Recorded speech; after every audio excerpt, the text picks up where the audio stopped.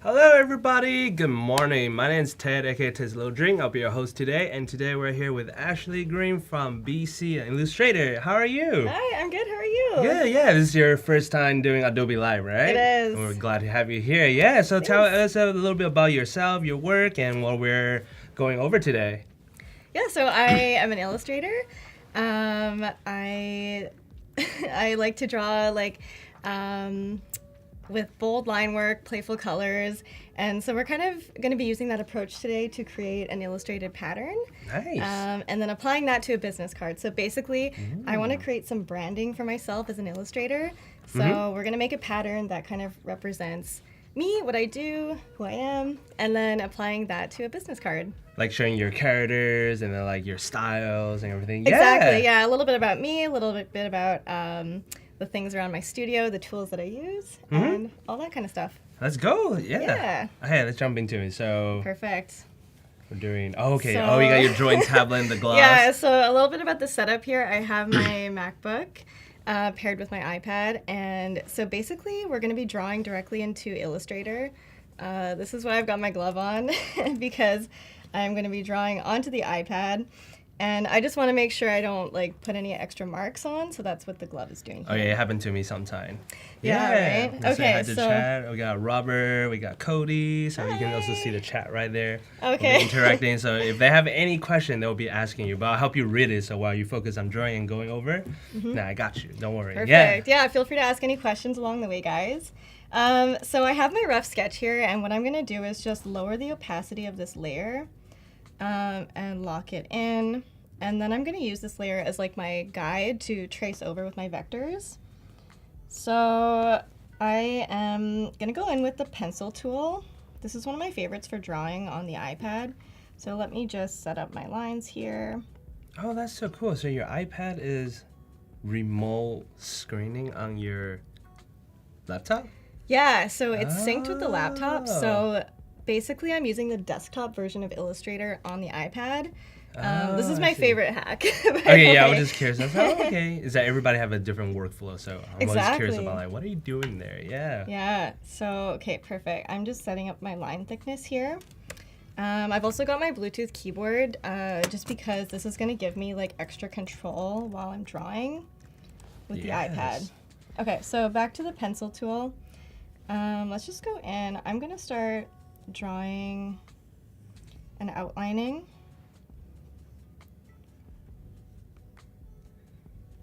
Is that your character? I mean, that's you? Or... Yeah, this is going to be a little version of me on the business card because I think it's good to have a little representation of yourself.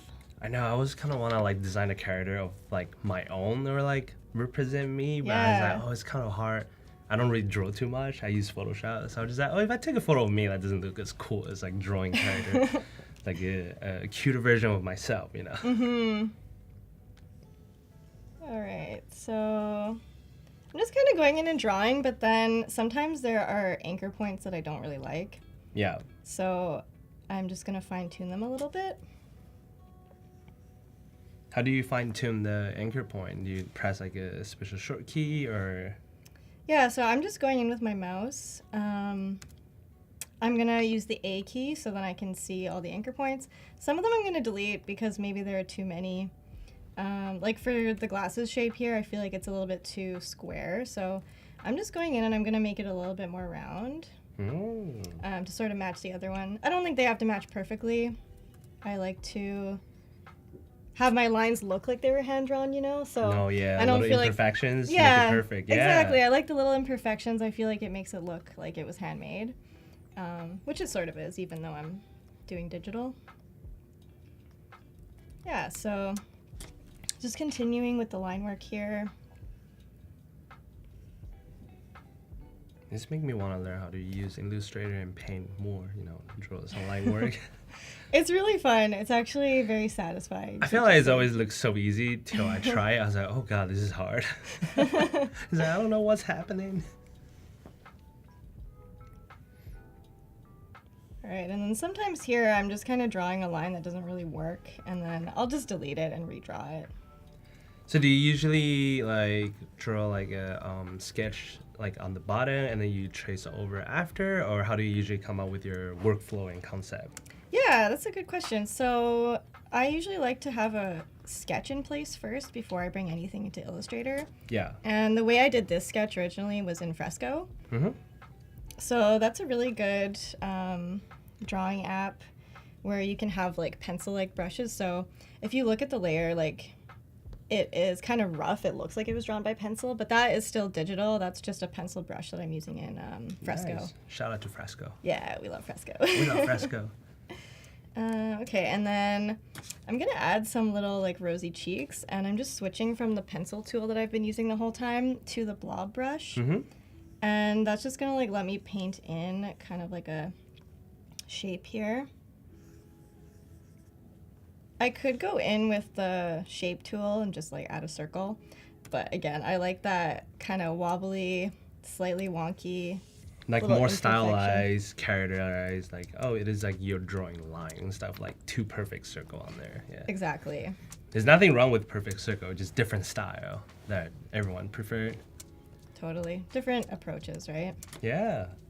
Oh, I Okay. love kitty cat. Do you have a pet? Yeah, so this is my cat. Oh, so that I'm is just your gonna go in cat. and add him. His name is Charcoal. Charcoal. Yeah. That's a gray cat, Black. black cat. Yeah. It's like a. There's like so many different cat names. I don't really know. It's just a regular black cat. Yeah, just like Okay. a long-haired black cat. I don't Long know. hair. There you go. I It's don't know what his different. breed is.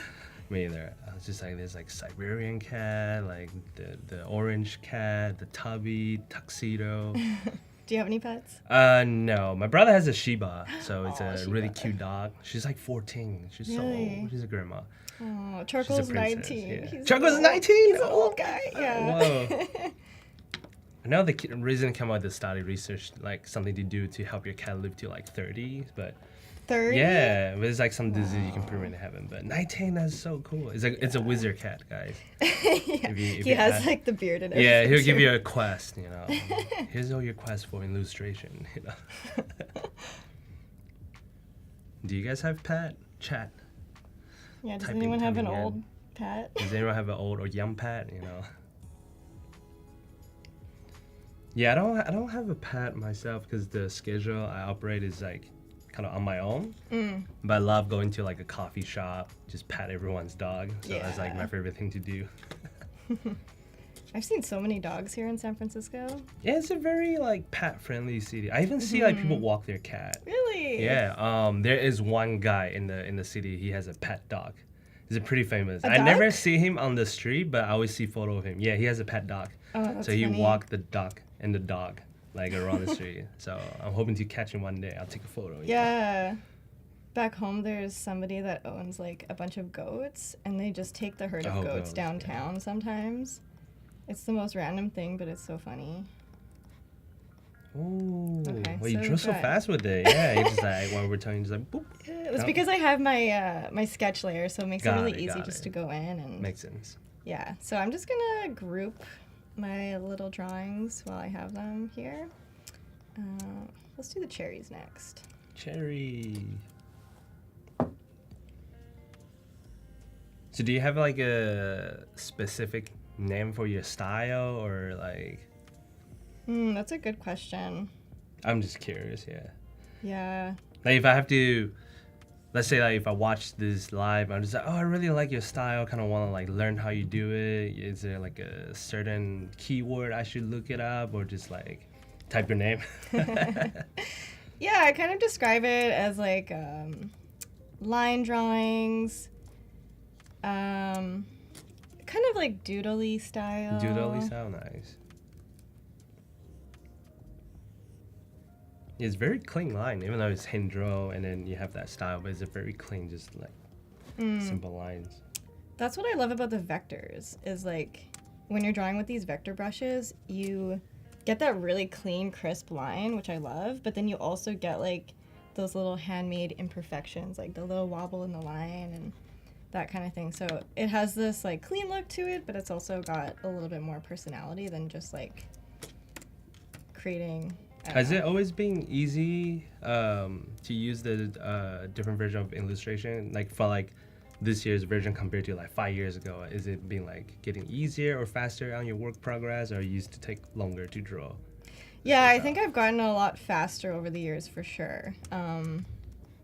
Yeah, I feel like before maybe I'd have to draw the same line like several times to get it to look how I want, but now it's just practice, right? You get faster and it gets easier. No, it just scares me. Like when I use it so long ago, I was like, oh, this is so hard, but I really like it, but it's just so hard. So you're mostly photo, right? Yeah, I mean, I try to draw, but you'll see in the next session, you'll see how I draw. You'll be like, oh, God. Oh, I'm excited. The champion of stick figures. Yeah. Okay, and so draw a this circle and stuff. Yeah.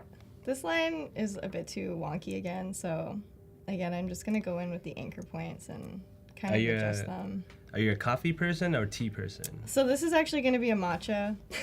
Oh, matcha, even better. Matcha, yeah. Anyone else? Oh, Blanco like say matcha? he has this person has a 11 years old kitten. Oh, that's Aw. so cute. What kind of cat? Yeah. Are you guys team coffee or team tea or team matcha or chai? I actually drink all of it. Like literally depend on my mood. I was like, I feel coffee today or I feel matcha. Yeah, I feel you. Oh, so what do you press to make the two dots snap together? Oh, oops. Yeah, so, well, I think it's just a setting I have on, so it would be the so you just, view, and it would be snap to point, I believe. Got it. So when you drag the point over, hover, it will snap together. Yeah, so if you see that, it just snaps right away. And then what I'm going to do is select them, and then you can go Object, Path, Join.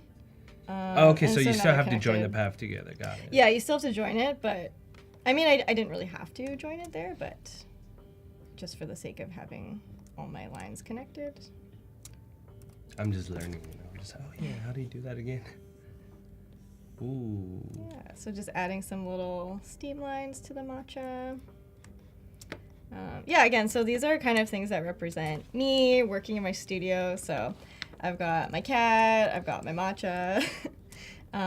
Let's go in here. We'll create the pen tool. I know I'm drawing with the pencil tool right now, but I do like a good pen tool. So that one came out a bit weird, so I'm just going to redraw that.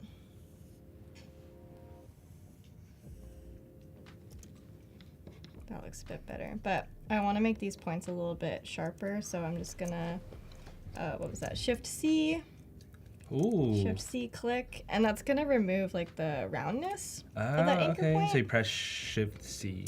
Yeah, Shift-C, and then I just clicked on that point, and it kind of automatically snapped to that angular corner, which is what I wanted. Perfect.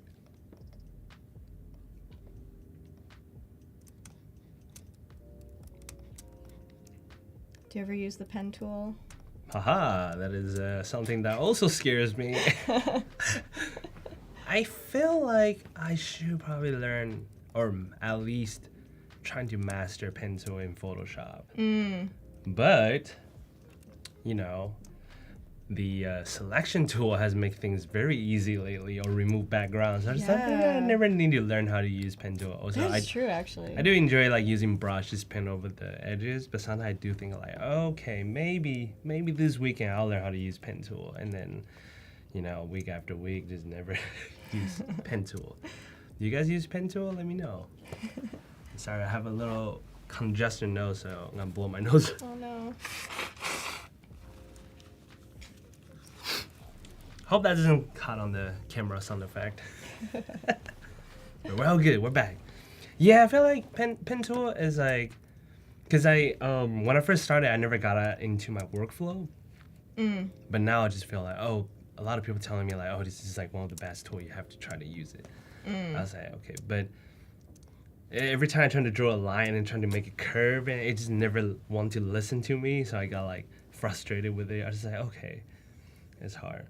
But like the way you use it looks so smooth. So I was like, okay, maybe I'll give it a shot, Yeah, give it a try. Oops. So maybe we'll just do one more, and then we can move on to coloring and actually turning this into a pattern.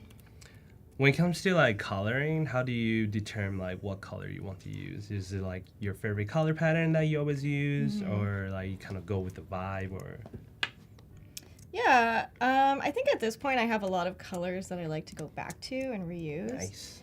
So I kind of have like a little palette for myself that I can just pull from for my different patterns and illustrations. Mm-hmm. But sometimes it's just like what I'm feeling. Like this one, it's going to be on a business card, right? So I want it to be the colors that represent my brand. And I want it to be like kind of fun and playful and colorful. So I've got a little palette of swatches that we'll pull from in a minute.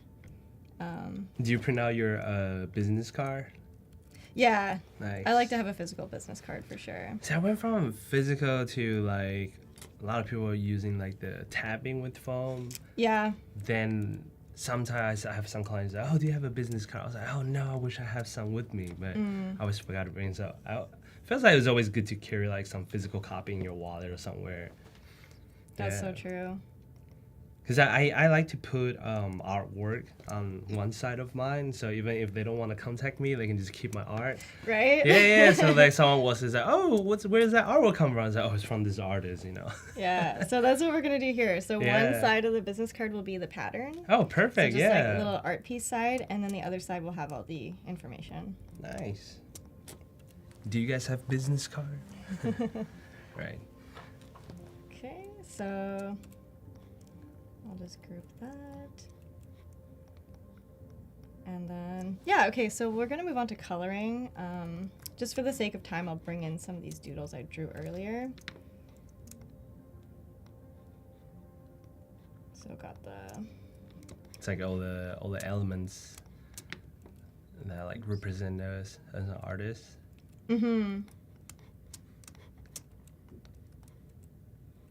I like that how you can just work on multiple canvas on like one giant canvas. I was like, what was the word for it? Yeah. I love that. Yeah, this is like Illustrator. really nice. You can just go left and right. Yeah, you can have like multiple projects in one document, basically. Ooh, right? Cody has a square business card with rounded corners. Oh, that's cute. Oh, the rounded corners is always such a nice touch. I know, right? Yeah. No paper cut. Okay, so now that we have all of the line drawings done, I'm going to go ahead and hide the sketch layer because we don't need to see that anymore. So it's just going to be a little bit distracting if we do see it. And now we'll move into color. So you're asking about colors. I have my little swatches up here that I'm planning on using. So let's just select them. Is there like, I know I'm being noisy, but is there like a story behind each color or like anything represented or just your favorite color? Yeah, it's not that Just deep, a favorite I would color. say, No, but- right, just favorite color. It's fine. Yeah, it's just colors I like, colors I think go together decently. It's funny because like I think my favorite color is red, Yeah. but a lot of my works are blue, so it was kind of weird. You're yeah. wearing blue today. I know, I'm Are you wearing sure blue it's not your today. favorite color? No, red is my favorite color. Okay. But I do use blue a lot. I don't know why. Yeah, I know. So as you say, you know, sometimes just what we like. Exactly. All right, so I'm just gonna drop a little background color first. Ooh. And then what am I doing? Shift, Command, left bracket. Bringing that So to the that back. rearrange the object in layers. Yeah. But I think I have some objects on the wrong layer, so let me fix that. And then lock the background layer. Actually, get rid of that stroke first. Lock the background layer. Okay, now I'm gonna go in and color all of my little illustrations. So I'm just using the paint bucket tool over in the toolbar. And then I'm gonna select my color from my swatches panel. And then, since they're all like closed shapes, I can just go in and color them with like one click. It's so easy. So if we didn't do the join path, would that leak the color outside the shape? Yeah, if the Possible, paths, right? Depends. yeah, Yeah, okay. if they were like overlapping but not joined, it would be Yeah. okay. But if there was like gaps between the points, then you couldn't really fill the illustrations this way. Got it. All right, yeah. So just going in, coloring Matcha. matcha. Do you have the matcha making kit? I do have the whisk, yeah. Oh. I actually went to Japan recently and I came back with a bunch Oh of yeah, matcha. I heard you guys were talking about it. How was it? Oh, it was so fun. I know, I'm so I jealous. love Japan. Have you been? No. Oh, you should go. You I love know. it. I feel like if I go, I'll just stay there every day. I know. I didn't want to leave. Yeah, because I also do street photography, so that's like Yeah. a perfect place for it. Oh, it is really. But also all the cute like elements and anime stuff. Yeah. A lot of illustration inspiration there too. Yeah, there are characters everywhere. I know. Like on everything.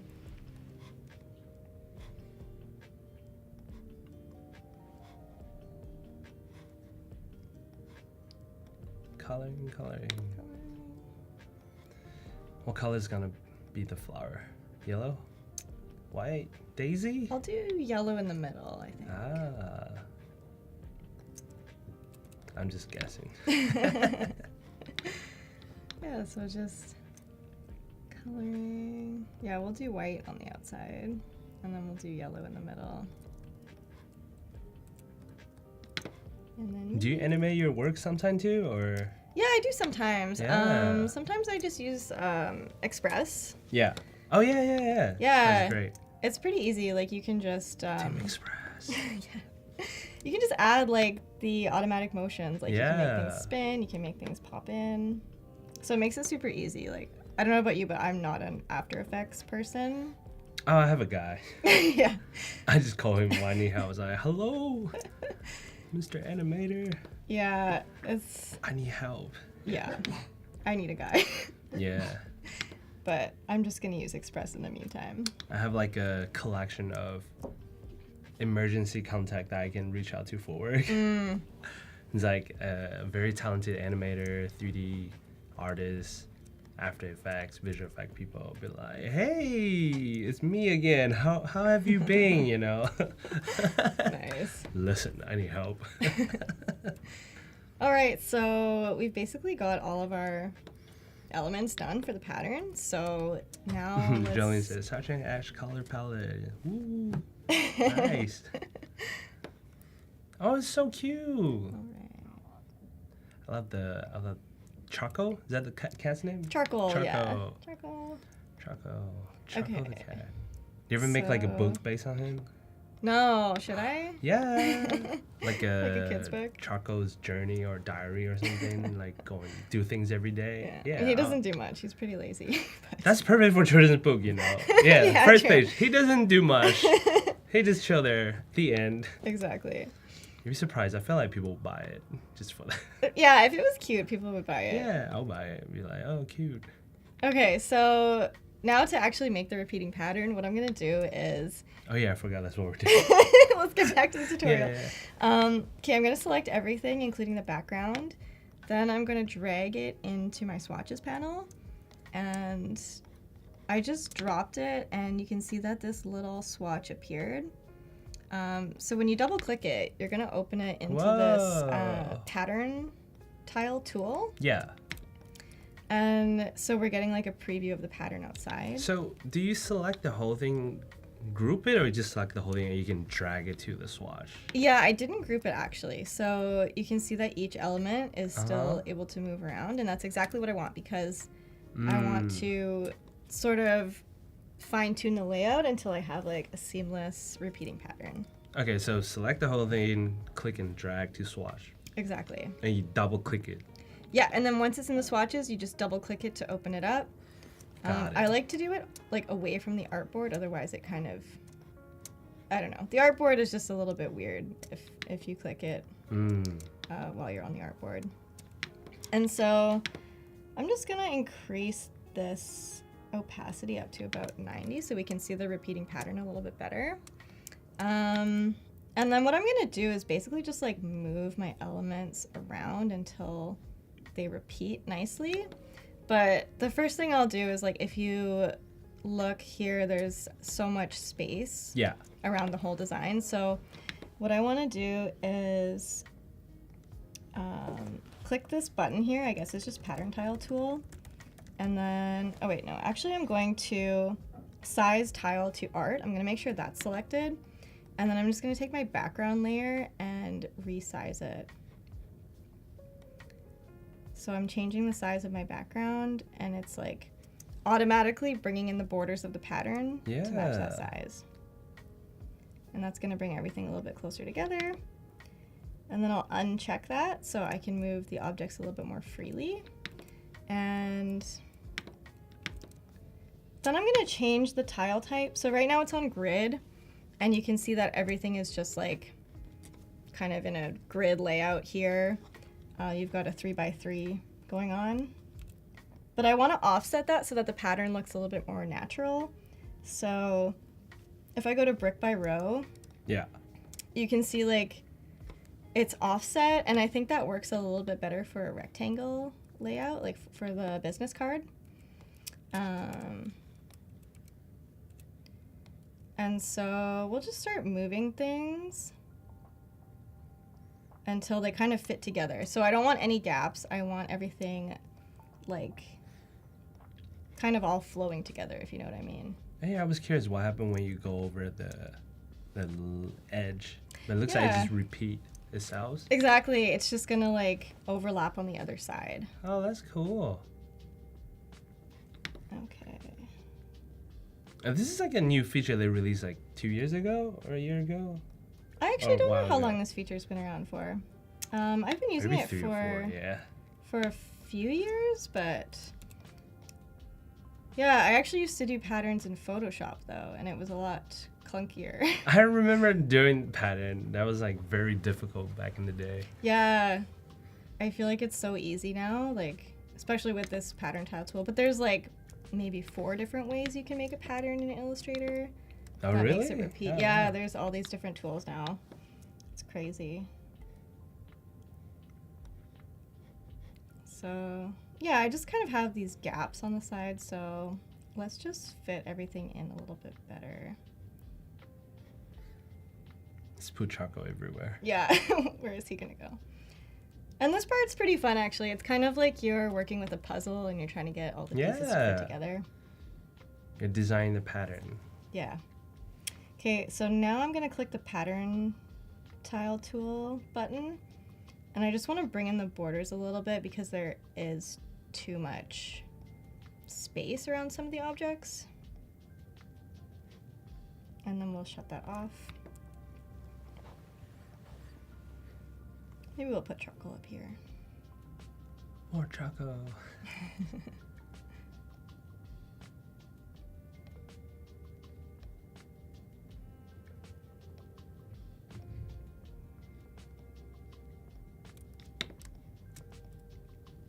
Ooh, the pattern's looking really nice. Thank you. I like to zoom out to get a better view of it, and you can even increase the copies to see how it repeats better. It's funny because I sometimes I'll zoom out on my computer too, but sometimes I'll physically stand up and walk behind just to like look far away. Yeah. Yeah, I don't know why it feels a little bit different, even though it's the same thing. Yeah.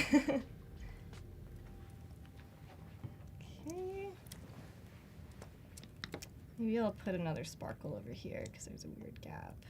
I can do 2 sparkles. I got that Shrink one sparkle down. song in my head. Wait, what sparkle song? Can sing for it. copyright, but Right. you know.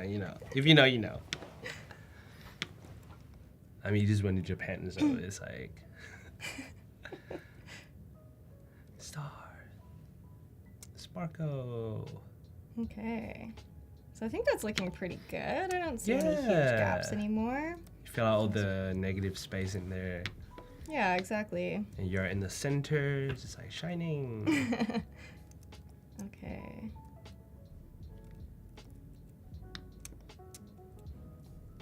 Just a little bit more fine tuning maybe. And then we'll just line up the background to the tile border. This will be like a perfect for gift wrapping paper too, right? For the pattern design. Yeah, that's a really good way to use a pattern.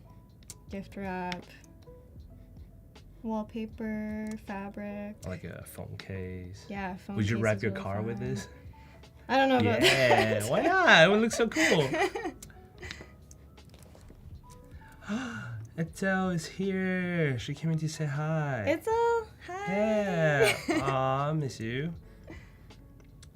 Were you at New York for the Illustrator thing? I was, yeah. Oh, I just you saw, I was? saw it's Oh, still there. nice, Yeah. I was like, oh, I was supposed to go there, but I didn't make it. Oh, you Not for were? that one, but for the other community thing. But yeah, I Oh. didn't go. I was like, I want to go to New York. Oh, that would have been so fun to see you there. I know. Maybe I wouldn't caught flu from my friends, you know. Yeah, right? That's why I sound with the heavy nosed noise, guys. Don't worry, we're doing great. Hey. Okay. Maybe let's resize charcoal a little bit more too.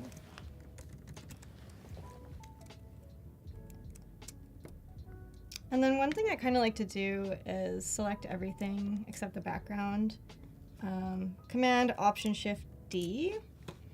What does that do? This is gonna resize all of the different elements at once, but keep them in their like exact location. Right. So I can kind of see how the pattern looks at different scales. Like if I want the Oh, object I see, smaller, yeah. more spaced out, I can scale it down. I think that looks cute, but I think for the business card, I want everything like all together, like filling up more space. So let's see if sizing it up is gonna look good. I feel so happy, which is a great vibe. Yeah. Exactly what I'm going Yeah. for.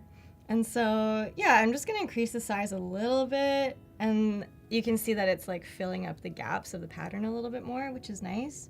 But maybe I'll bring it back down to like 104%. And I think that looks pretty good. Ooh. Yeah.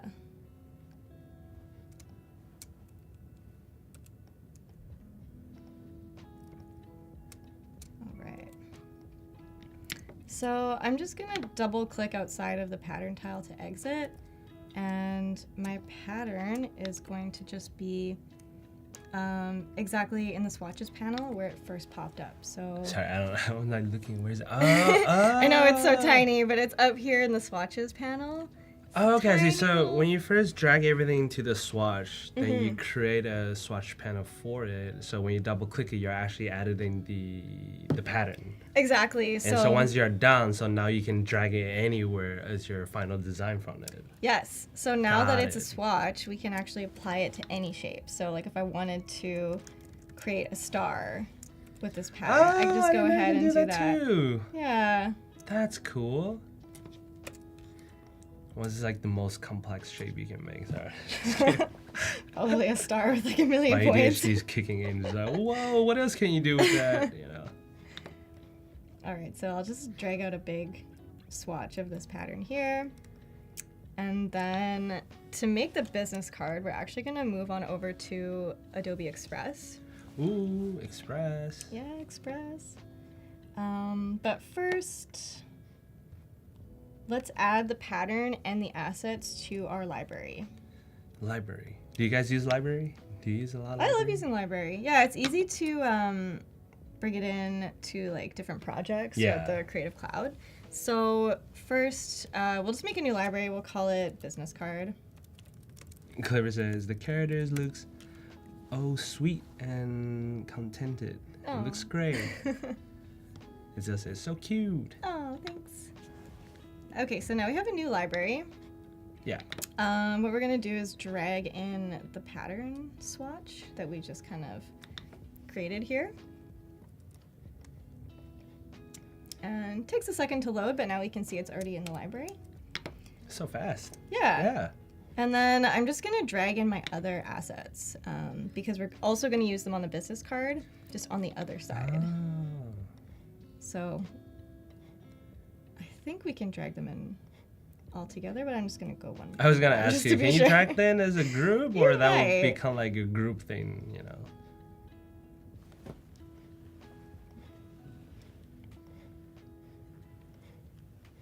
All right. And you can name them, but I'm just not gonna worry about that right now. It's okay. We try our best. Okay.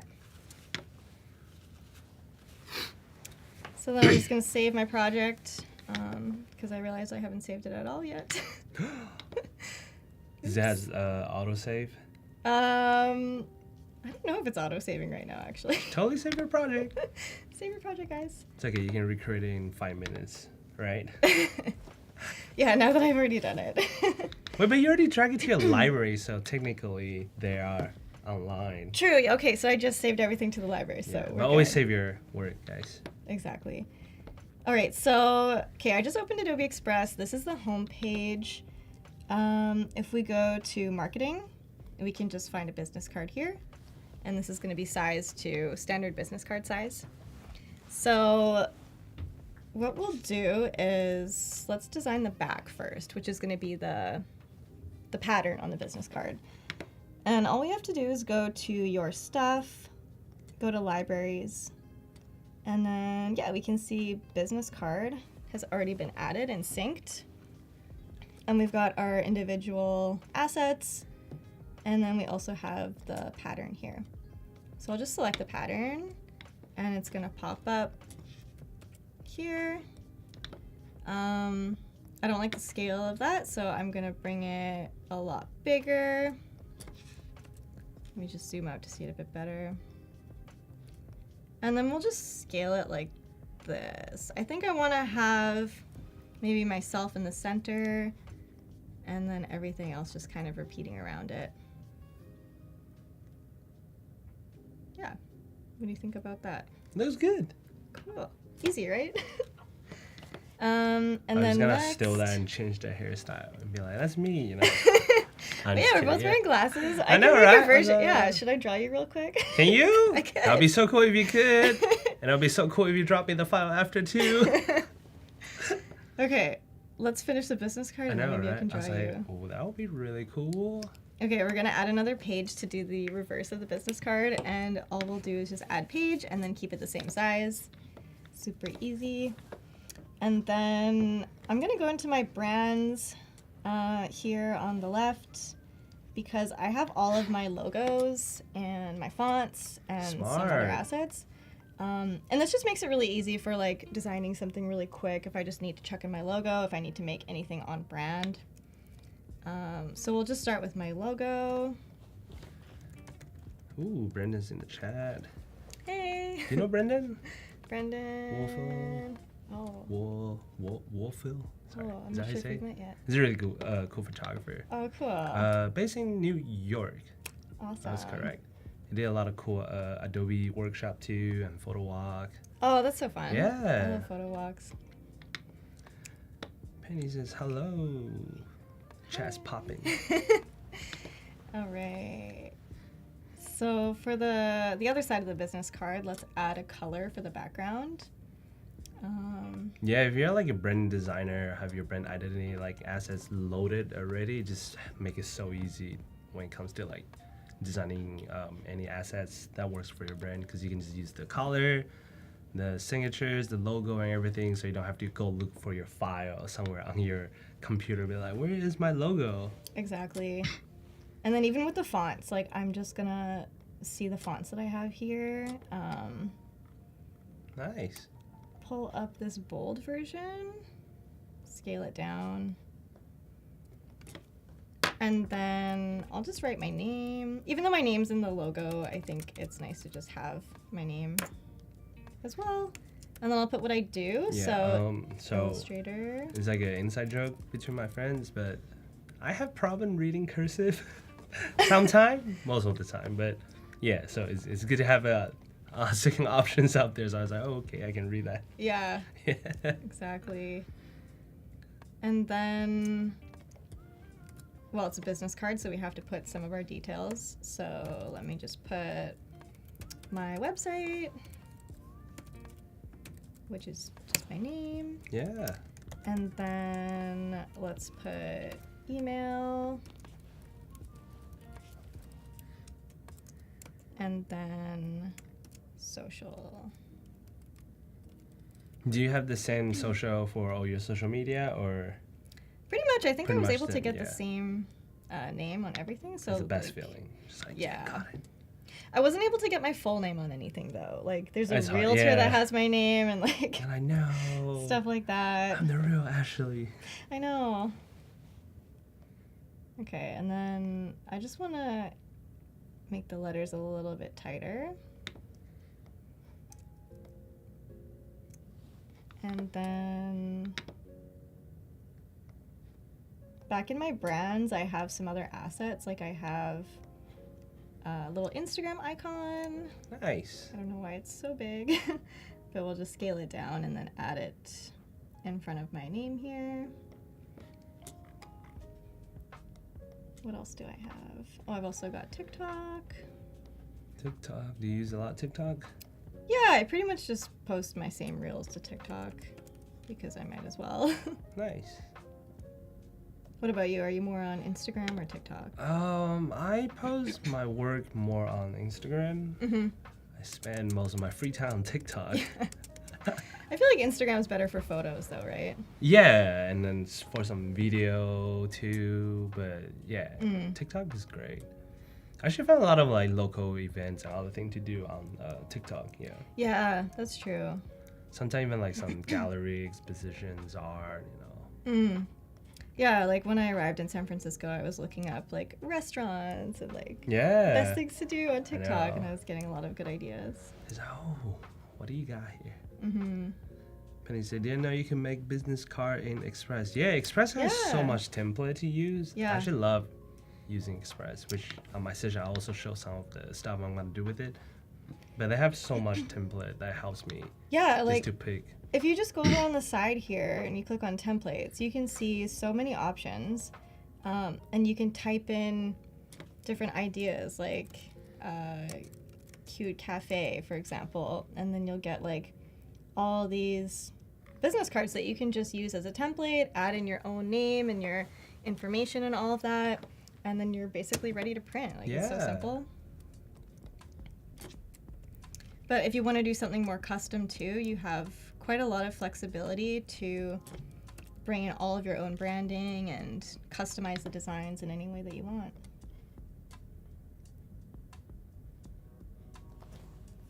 Do you do a lot of designing in Express? Yes, because I realized I'm not a really good graphic designer last year. Well, I got roasted by my friend who are pro. no. That's why. So I was like, okay, it's okay. I have all the template on Express I can use. Mm-hmm. I'm sorry. So I ran to Express and got a lot of templates for my flyers. So it's pretty fun. Yeah, so I used a lot of templates from there. Yeah, I've used the flyer templates as well. They're actually really handy. It's like a good inspiration too, so I don't have like trying to start from scratch is kind of hard sometimes. Yeah. It's like, oh, which direction I want to go with, but like going at Express is like, oh, I kind of like this one and that one. I can copy and create like multiple page, and they combine them together on there. Exactly. All right, so I've just got my little icons here. I think it makes it easier for people to see like, oh, it's a website, email, social Yeah. media. Perfect. And then what we're gonna do next is going back to our library with our business card assets. I wanna bring a few of these assets onto the front of the card to just make it look a little bit cuter and also kind of represent me as an illustrator on the front as well. So I think we'll add the little one of me. Oh, that's perfect. Yeah. Maybe just on the side here. And then, No, there would be. what do you think I should also add? Charcoal, of course. The Okay, cat, we'll add charcoal. right? Maybe like a Maybe. pencil or a pen tool, so it shows like your elements, right? Because sometimes the client might forget where they got your card. Mm, And then they see, oh, I remember this girl's face, and it's like, oh yeah, she draws. She's like an illustrator that I can hire for project. Yeah, yeah, I feel like pencil, everyone knows you're an illustrator right away. right. So we'll do that.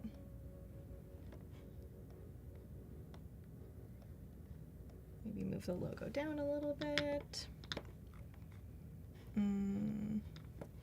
Maybe I should add some sparkles. What do you think? Of course. Small sparkles, big one. I was like sparkles.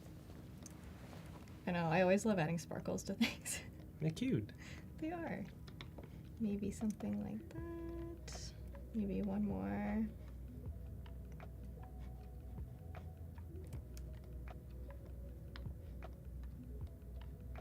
And then kind of want to add, I think I have a squiggle or something that I can add too, just to separate the logo from the text a little bit.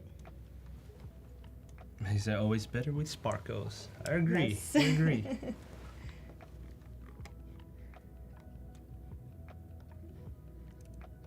Yeah. Ooh, the line. Oh, maybe if we put the pencil. Ah, Is that cute? Yeah, I see you. I see you. Maybe. Yeah, a little separation line Yeah. right there Yeah, I with the think pencil. there we go. I think that's better. And then I think that's pretty good. What do you think? Oh, it looks really good. You still have like 10 minutes, so you can like take your time or Okay. add whatever you want. But it looks really good. Very polished. See the strong character. All right. And then I always like viewing all pages together. Oh, So- yeah. Because then it gives you the view of like the front and the back front, the together. yeah. So then you can Yeah. adjust the files. Yeah, exactly. Maybe I Smart, can go over yeah. how to export it then for print. Because it's actually really easy. If you just go download and then switch the file format to PDF print. PDF prints. Yeah, this is going to give you a print ready file. So we'll make sure that all pages are selected. Then we can go ahead and add the crop marks. And we can add a bleed, which is really nice because like usually I do this stuff in Illustrator where you want to add the crop marks, the bleed, set it up Ooh, for I a professional remember that. printing. Yeah. Yeah, and it's not always as straightforward in Illustrator. You have to kind of go in and Expand select. the file, canvas, and do all that. Yeah. I remember It's that a- was a lot Yeah. to figure it out. And sometimes I type it wrong. It's like, oh no. Yeah. So when you export it, right? Mm-hmm. How do you know is this like a regular business card dimension size, or Mm-hmm. what's the size on the file? Yeah, we can go and check it, but it should be standard business card size, which I think is 2 by 3.5 inches. But if we go to I don't think you got it on resize, top of your head. It's like 2 by 3.5. designed a lot of business cards. Yeah, I was like, whoa! I don't even know the number. Yeah. Okay, so if we go to resize, it's going to pull up the panel that shows you the current size of your document and different sizes you can change it to. Yeah. It's in millimeters right now, which I don't really use, so let's switch it to inches. And it's 3.346 by 2.165. Close enough. Yeah. It's Um, about 2. So that might be with the bleed, or this might be a European size. I'm not 100% sure. Probably with the bleed. All right, but yeah, we can just go download. We'll do all pages, PDF print, crop marks, bleed. You can also download them as individual PDF files, which is really nice because sometimes you're working on a multi-page document and you want like each page to be exported as its own PDF file. But right now, I think they're okay like all together. When I send that to the printer, that'll be fine. They know how to work with that. Yeah. So download.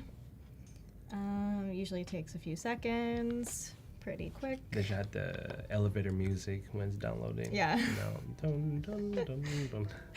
You should suggest that. That'd be so funny. I wonder if the engineer will get mad at me if I suggest that. Do you know how long it takes to code the music there? Exactly. That'll be entertaining. Oh, you know, one of those like internet game you can play when there's no internet on the browser. Yeah. Oh yeah. The Express usage hour will go up 10,000% after the new feature. Right. Okay. Oh, that last It's 10%. yeah. See, Almost if I there. install that little mini game right there, it'll be going. Okay, let's just save it to the desktop. We'll call it business card. And then, oh, we got Acrobat going on here. Okay, yeah, so now that we've got the file open, I just want to show you guys that it's perfect, set up yeah. for print, which is great. Like, we've got an extra bleed. Even though you can't see it in the document here, the image goes beyond the border so that when your business card is printed and cut, there aren't going to be any white strips or any like excess marks on the side. It's going to be your image printed like edge to edge, and it's going to be really clean. It looks really clean design. Yeah, so here we got our business card. Maybe we can go back into Illustrator and Yeah, 4 minutes. You can draw me. format. Oh, No, I'm wait. just kidding. Can I? Maybe let's try it. I'm going to take No, I can draw you from scratch. Let's do it. Yeah, we can recap like what you did too. So, Okay. sorry. Yeah, we can jump back to the canvas. First, you draw a sketch, and then on top of the sketch, you use it to draw your line work on the sketch. And from there, you added the color, right? And then you drop it to the swatch, turn that to a pattern, and then you go into the pattern, and then you readjust the sizing, everything. And from there, you export the assets to library. And then we went on the Express, and then we search the template for business card, and then we design a business with adding the bleed and export the file, right? And that's how you get your business card design. Ooh, I got good memory. Yeah. For now. That was better than I would have done. Nah, you got this. And now, Phil is also here. I'm just gonna draw a little U. I know, right? Is it easy? I'm Your pretty easy to glasses draw. are more square, right? Yeah, Okay. it's like pretty square glasses. Cool. How to make a business card for me for 3 minutes. Yeah, let's see. The recap. But yeah, let us know if you guys have any questions about the questions? workflow. It was pretty straightforward and clean design, very easy tutorial. I like the pattern thing. It just makes things so easy. It's honestly so fun. Like, I just love making patterns. And you don't have to have any complicated illustrations to do it. You can even just make some shapes. Yeah. And then turn that into a pattern. Like the tip you give to just like draw the line, and you can like combine the path and just like make it look like a hand drawing instead of like a two perfect circle with squares, a line work. Just feel a little bit like what do you call that? The uneven line, right? The little wonky. character to it. Yeah, adding a character to your line work. Let me see. How do I draw your hair? Something like that. Oh yeah. Oh, that's so cool. Let me fine tune that in a sec. That's so good. But I'll just give you some ears. Am I easy to draw? Is that a good thing? No, I'm just playing.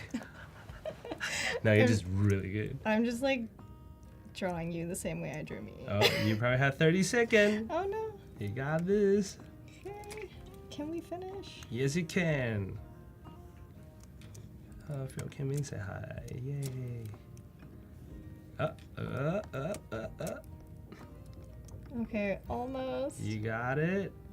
I'll have to fix the hair later, but... Yeah, you got it. Perfect. All right. Do you think this looks like you? I think it looks like me. Guys, does this look like Ted? Yeah. Does it look like... Kind of looks like the old school cartoon. Looks perfect. Yeah, so that's how you design. Let's show your final work. Yes. Not my face, you know. Let's go back. Yeah, that's how you design a business card with Ashley Green. Yeah, if you guys enjoyed this session, stay tuned around. We have next coming up is actually me and Voodoo Val. We're gonna go over how to create your own film poster with Photoshop and Adobe Express. And after that, Val will be going over her sessions, and then you'll come back to do another demo of illustration. Yeah, so stay tuned, and I will see you guys in 5 minutes. Oh yeah, tell everyone where we can find you on social media. Yeah, you can find me mostly on Instagram, but also TikTok, YouTube. Yeah, you can find me at Ash S Green. Yeah, there you go, and we'll be right back. So stay tuned, guys. Don't go anywhere. And now we're with Firefly Video to bring my artwork into life. So first we're gonna do something like elephant. Basically like this is like usually like a foreground I like to create, and then you have like an elephant standing 4 legs, tornado, the cloud is being eaten or generated from the top of the trunk. We can pop into Adobe Firefly. You can use text to image, and sometimes they'll generate something really cool for you. We're gonna type elephant, rise its trunk to the sky, comma, standing in grass field. Yeah, and look at this. Now we have like little perfect elephant. I am gonna go upscale so on this because I do like this elephant right here. So I want to upscale it and download it before we go back to test the composition. So this is where you can actually drop the photo in straight to Photoshop and use generate expand. So Command T or Control T if you're on PC. Now you're on transform tool, kind of bring this down. So I'm gonna start it by just holding these two side right here, and then kind of just generate fill because I don't need to type anything. There you go, see, yeah. There you go, nice. Thank you. I just select the top part and generate cloud, and then I got 3 different options. I like this option a lot, so I'm just gonna keep it there. You can always jump back to Adobe Stock and look for tornado. Oh. I just downloaded this photo right here. Hello there. Yeah. Now we're gonna pop the tornado that I just copied on here. The new also generate fill, you can kind of like just selecting the area and then kind of like just gem fill in between. So I'm gonna press Q, doing like a quick select again. I'm doing like a reverse way, so you have to like invert it. So Command T, Control T, right click, you'll see wrap, and then I just like kind of like invert this into the trunk of it. We're gonna save this, and let's jump back into Firefly and go to our beautiful test. Top frame is the starting frame of your generated video, and the bottom frame is your ending frame. Portrait and landscape, 24 frames per second. I put eye level, still shot, elephant, drinking cloud from the sky, realistic. All right, are you ready? I'm ready for it. All right, let's hope this works. Look at that. What you can do is download the video to your drive and then pop into Photoshop. What I want to do is, for example, this is where you want it to stop. Grab a screenshot of it, I think. Yeah, I normally just copy and paste it. Yeah, you can copy and I don't know if paste. that's the right thing to do or not. So you can export this as a JPEG. And then you can go back to Firefly and then upload the last shot. We did this together, guys. So. Thus. And we are great. So this is actually pretty cool. It's like a whoosh. Fantastic. Well, thank you so much for coming on, and thanks for walking us through that. Bye.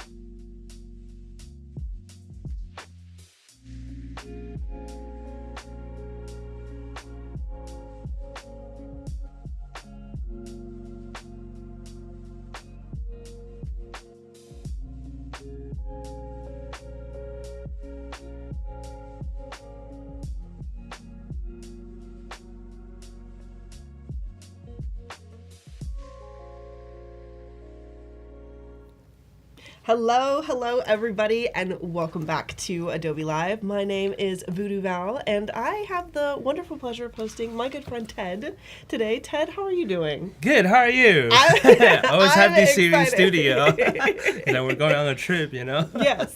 I'm super excited for what you have planned today because you guys can't see it yet, but I can see the beautiful artwork and everything we're going to be working on. Very excited. We're going to be diving into creating some movie posters and stuff today. We're going to be doing a little work in Photoshop, maybe a little work in Adobe Express. So why don't you kind of give us the overview and kind of give us a little intro just in case there's folks in chat who are unfamiliar with your work. Yeah, hey everyone, my name's Ted, aka Ted's Little Dream. It's my little dream. I do a lot of surreal composite Photoshop art, kind of like concept art too, and a little bit sculpture on the side. But my favorite thing is just kind of like daydream and transfer my concept onto the canvas. Mm-hmm. So today we're gonna jump onto Adobe Express let me see if I can move this to the center. It's right there.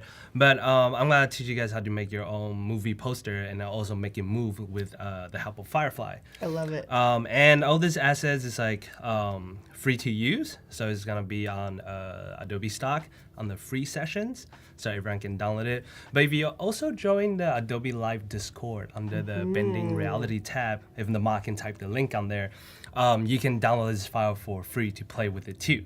So in case you want to try the same composite, same editing, I'll walk you guys through how I kind of like composite with this idea, and also walk you through how I usually search it on Adobe Stock, and do a little bit editing onto on Photoshop. So yeah. Nice.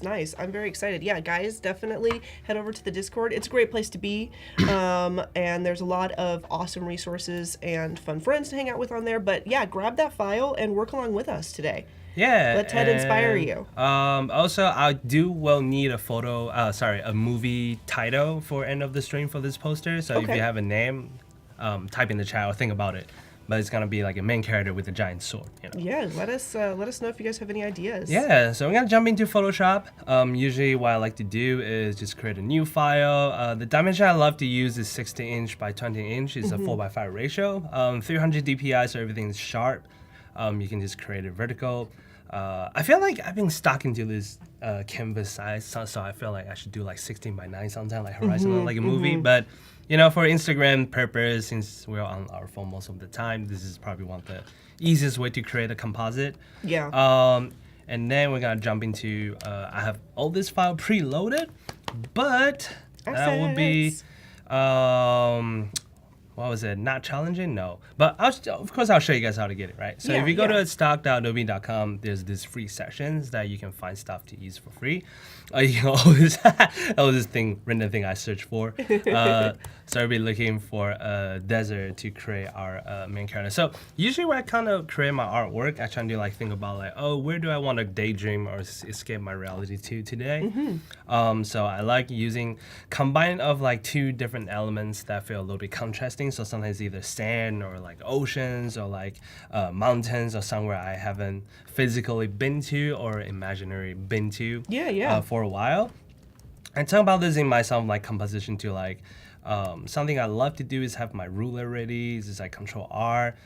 And then if you use crop by showing the rule of third, always show overlay rule of third, you can kind of see this guideline. So you can either drag the line onto it and kind of like figure out this is like the rule of third. And then I tend to kind of put my characters somewhere around one of these 2 points and my subjects around there. Forgive my drawing skills, you know, but that's just kind of how I kind of think about it, right? And then we talk about like the design. A lot of you probably saw our live before, and I was talking about like I have my foreground, midground, and background, just like different layers of that. But there's also a lot of different stuff I could push for. So once in a while, I'm trying to challenge myself to do something different, composite. But for now, we're just gonna be like going on to something simpler, easier to do, since we're only focusing on designing a fun poster. Yeah. It's also a very strong formula, though. Like it works for a reason to do that way. So yeah, it is great to challenge sometimes, but I feel like when you use the same the same rule of third formula, you still have like an incredible array of different types of work where it doesn't look like everything's separated that way all the time. Yeah. Like, looking at your portfolio, it's like all different kinds of stuff, but you follow some rules that are very successful. Oh, thank you. Yeah, but sometimes I do feel like, am I getting lazy, or like I might stick too much to it? I should like always challenge myself, not getting too comfortable, you know. That's the art brain, though, right? But it always feels nice to get comfortable. Just do what you love. Yeah. So if you ever search on the Adobe stock, I kind of pick the subcategory photos, not generated AI. It's just like something I prefer to look as much detail as possible. So there's all this like cool stock you can look for. Like I use desert. But when you download Adobe stock, there's also these numbers that follows with it. So I can simply just type on the numbers and look for it, right?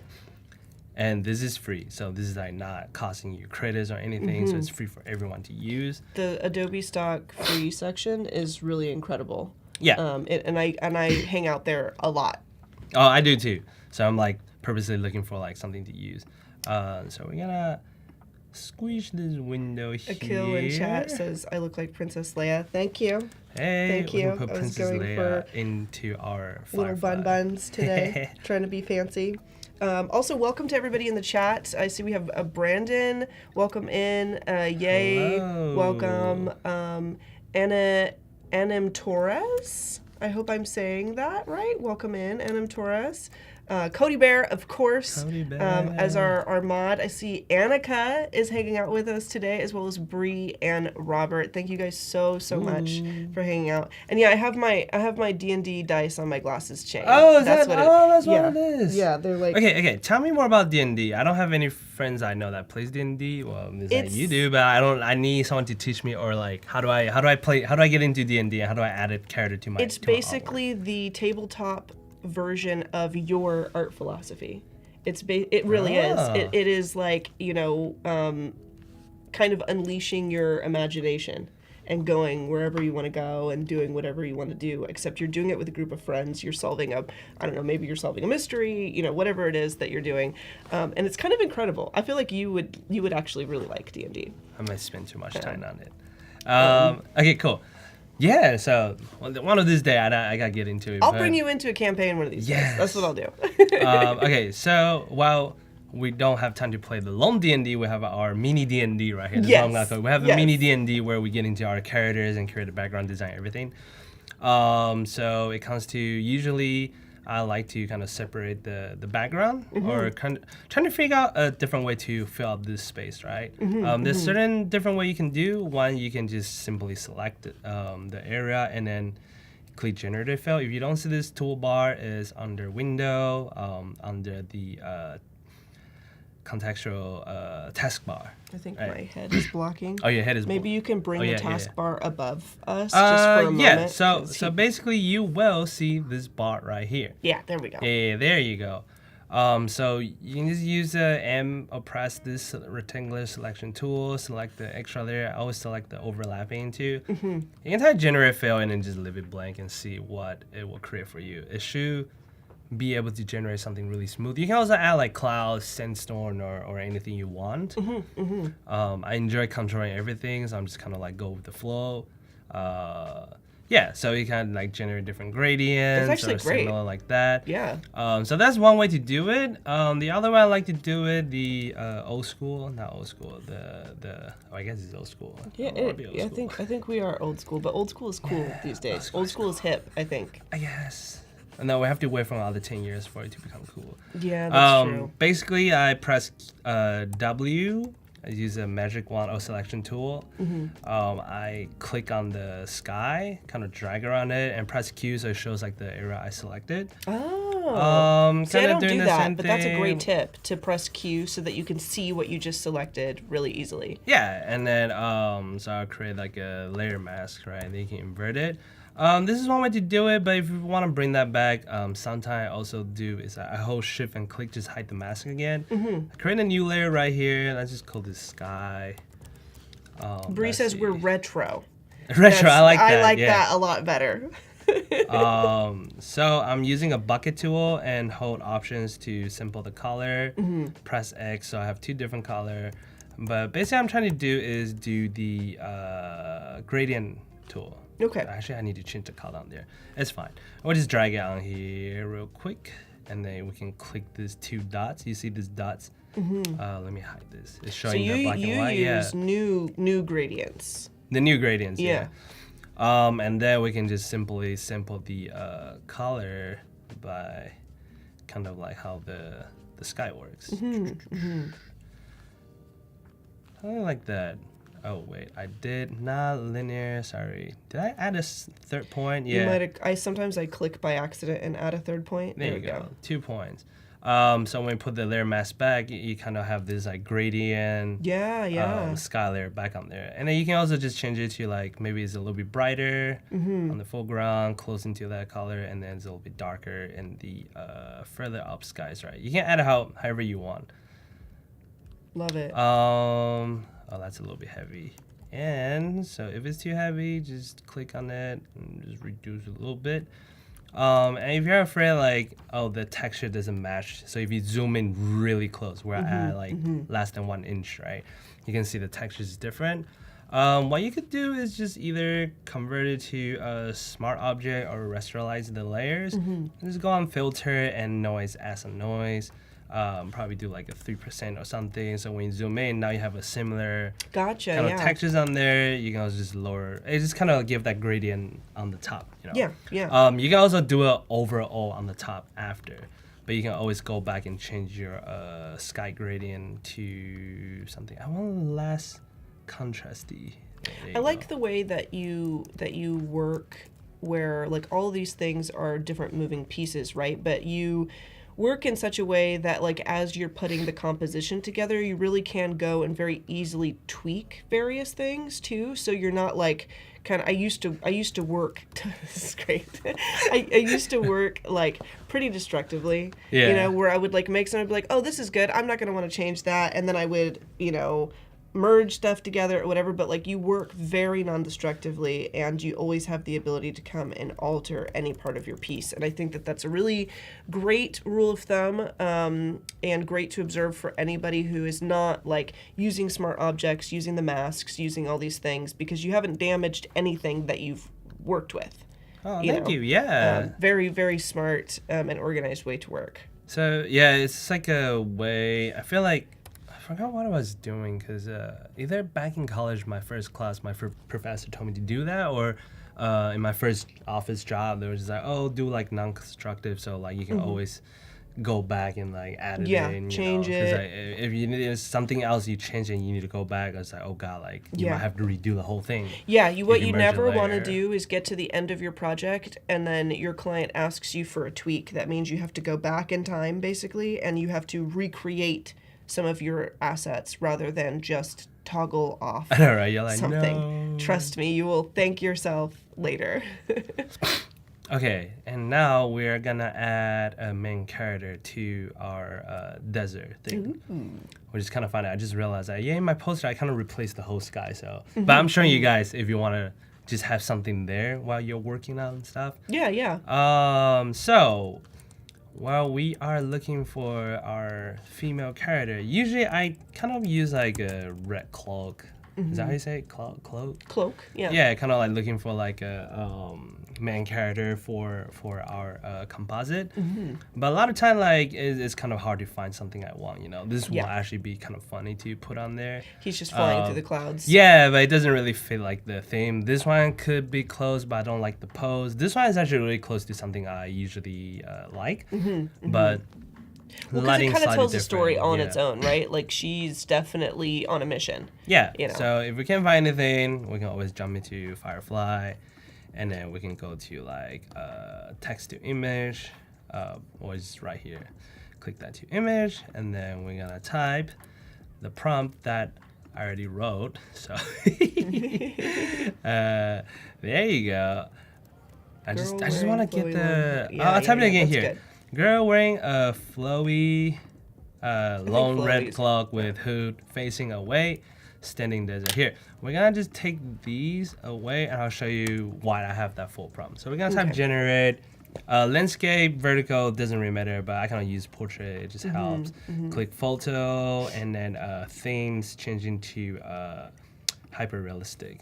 You can also change the camera angle and colors and tone, because now, so for example, right, if I just type girl wearing a flowy long red cloak with the hood, it will kind of like give me this All 4 different kinds options. of, yeah. And this is where we kind of want to be more specific, like, oh, facing away from the camera, right? Yeah. And then we'll type, but then when we have the result, you just realize like, oh, maybe the color tone doesn't match. So you can be even more specific, just like in the desert, right? So just gonna do this. Because it's giving you like forest and it's giving you like snow.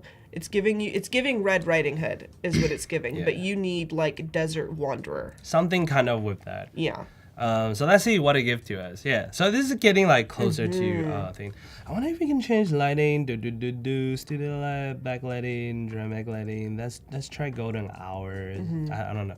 Every time you click something, you give like a whole different result. Yeah. Of Firefly. But also, if you want to save more time, you can actually just put on the red cloak and go outside and then take a photo, so it works better. It's very contrasty, right? Yeah, very contrasty. So then you gotta jump back to your Photoshop, kind of compare. Originally, our lighting's kind of like coming from the left side, so probably picking something. I kind of lean toward into these two, but I just want to keep generated. Maybe facing left side, look away. Kind of like figure out our hero shot. Yeah, pose. yeah. I wonder if we type hero shot pose, that will work. You could. I kind of like You that. could try it. That one's really nice. Yeah. I'm gonna download this. Welcome in, Jack Watson. Good to see ya. How you doing, friend? Why does that name sound so familiar? Jack is our moderator as well. There you She's go. on the mod Okay. squad. Yeah, mod squad. I want to be mod squad. You can be mod squad. You can be honorary mod squad. I think the mods would definitely dub you mod honorary mod. squad. Yes. What will be my mod name? Your mod name? Honestly, we don't usually choose mod names, but maybe we should be doing that. We should have Sir like alter Tedrick. ego.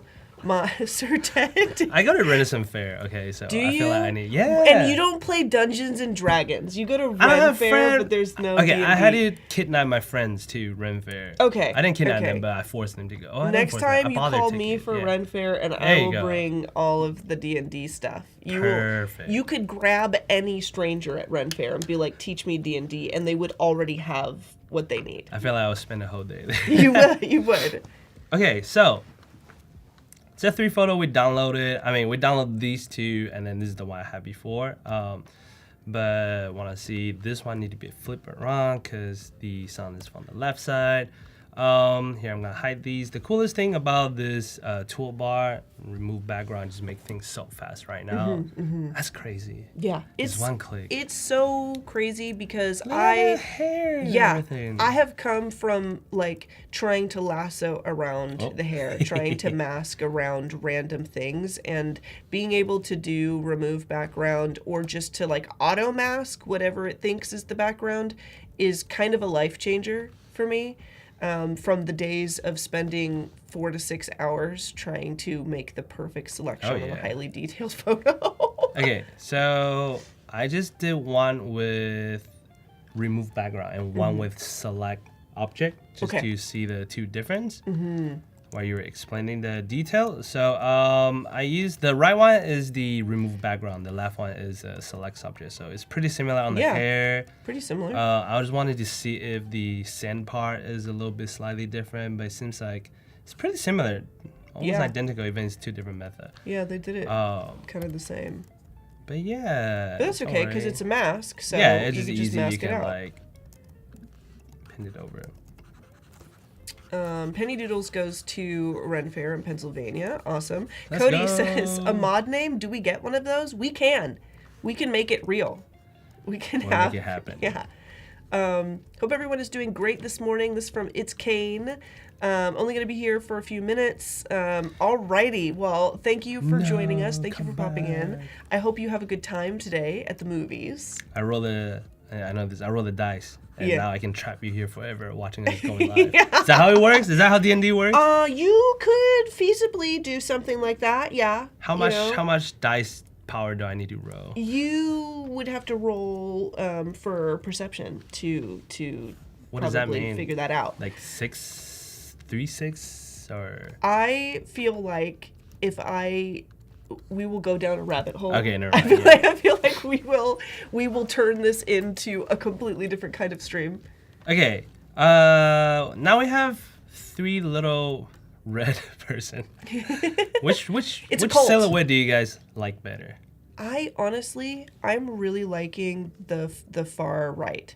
And I know The far that- right, this one? Yeah, and I know that it's maybe not as strong because you don't have that transparency and stuff, but with the shadow on the dune, and then the light on the side, I'm kind of liking it. Although maybe there could be like some contrasty elements going on, like we could kind of increase the contrast. But let me know. 1, 2, 3, hurry up. Yeah. Hurry up. Let us know in the chat, 1, 2, or 3. I may also be biased because number 3 looks the most like a Sith Lord. I know. You know, so it's got Sith vibes. Okay, 1, 2, 3. While you guys are picking that, let me know what the chat said. Aaron says 3 agree. 3 okay. agree. Penny says I like number 3 too. Okay. Cool beans. While you doing that, Ooh, that's such a good cloud. replace the cloud. I know. It's a great cloud. It took me 30 minutes to find this cloud. It's perfect. It's also on Adobe stock. Cody, Robert, and William love number 1. So it's kind of tied. Okay, let's see. I had used number 3 before, right? Number 1 was kind of cool because I do like the flowy transparency in there, but there is a little highlight spot there. Yeah, Kane says 2 or 3, but I think it's kind of tied between 1 and 3. So I would say probably at your discretion between 1 and 3. I'll go 2 since nobody picked it. Okay. know. Okay. I'm just kidding. Yeah, I'll go with 3. But okay, so if we're going with 3, let's jump back to. I'm just gonna rename this. Cody says love a good Foreground. cumulonimbus cloud. I know, right? Our friend, the cumulonimbus. I was thinking it in my head, but I was like, I won't name the cloud. I won't make it that Nimbus. weird. But Cody is my vibe. She's on my wavelength. She knows. What is she name the cloud? It's like the scientific term for that particular cloud is cumulonimbus. Ho, ho, ho, ho, ho. Yeah, and I was like gonna say That is a long word. yeah. Scientists like it. Scientists be trying to tongue tie us. All It's the okay. time. I like that. Yeah. Learning a new thing every day. Because I do love cloud watching. I do like. I just cloud- don't know like the cloud name. I was watching like too. fluffy one, square one, pattern one, and Yeah. see-through one. I love painting clouds. Yeah. Painting clouds is really fun. Okay, we're gonna use a quick selection tool. So okay, the quick tip is like sometimes if I want to put something around here, means that if a person is standing in that perspective, standing there, the leg is probably being covered a little bit. It depends how high and then the edge you're standing from the perspective to it. So I usually like to select that area, but the quickest way is still using quick selection tool. You can kind of like select a shadow like that. And then you can create a group and then click the layer mask, invert it, and show our main character in there. Okay. Right? So you can kind of like redirect it, shrink it, put it somewhere around here. Kind of go around there so it kind of looks like it's standing there. Yeah, like really inserting the character into the scene rather than just like pasting it down. Yeah, you can also, what I would do is, because the sand is always blowing in the wind, right? So I would sample something like this. You can click like any brush you want to kind of like add like a little something there. Yeah. A little texture, a little yeah. atmosphere. Since it's far away, it doesn't necessarily have to be super detail-y, so I just use like a 3% brush to kind of like glow in that feeling, like the Yeah. reflections, That's light looking- reflections, That's looking sand. so good. Oh, sorry. My nose is like. I'm in the same boat. It's okay. Yeah, we're a team sinus congestion. Yes. Yeah. That's a Unfortunate. terrible team name, but I'm glad that I'm not by myself. Team Silence Congestion to the rescue. Yeah.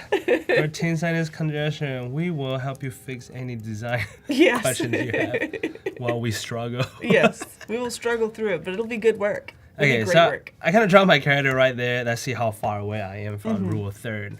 Kind of close. Not bad. Yeah. Not bad. Which I usually purposely do it a little bit off Like the little third. little slight, just play yeah. with your mind. And then you gotta drop in to kind of bring that highlight back, make it a little bit brighter because our main character shouldn't be that dark. What was the chest? Penny's like, because you said Team Sinus Congested, and Penny says form of tissue box.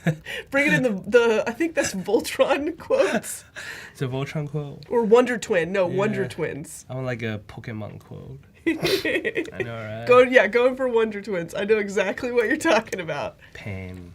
Okay, so what I did just right now, I went from here to here. Yeah, it's a very simple thing. Perfect. Yeah, all we did is targeting the selective color, targeting the black neutrals and the white. So it's like the shadow, midground, and highlight. Oh, okay. I So see how you changing did like that. the things around there. If you don't know what does what, it's totally fine. Just jump into it and then drag it all the way left and right. Then you will kind of be able to tell. Experiment. Yeah. See what it does. Always good experiment. You can kind of tell.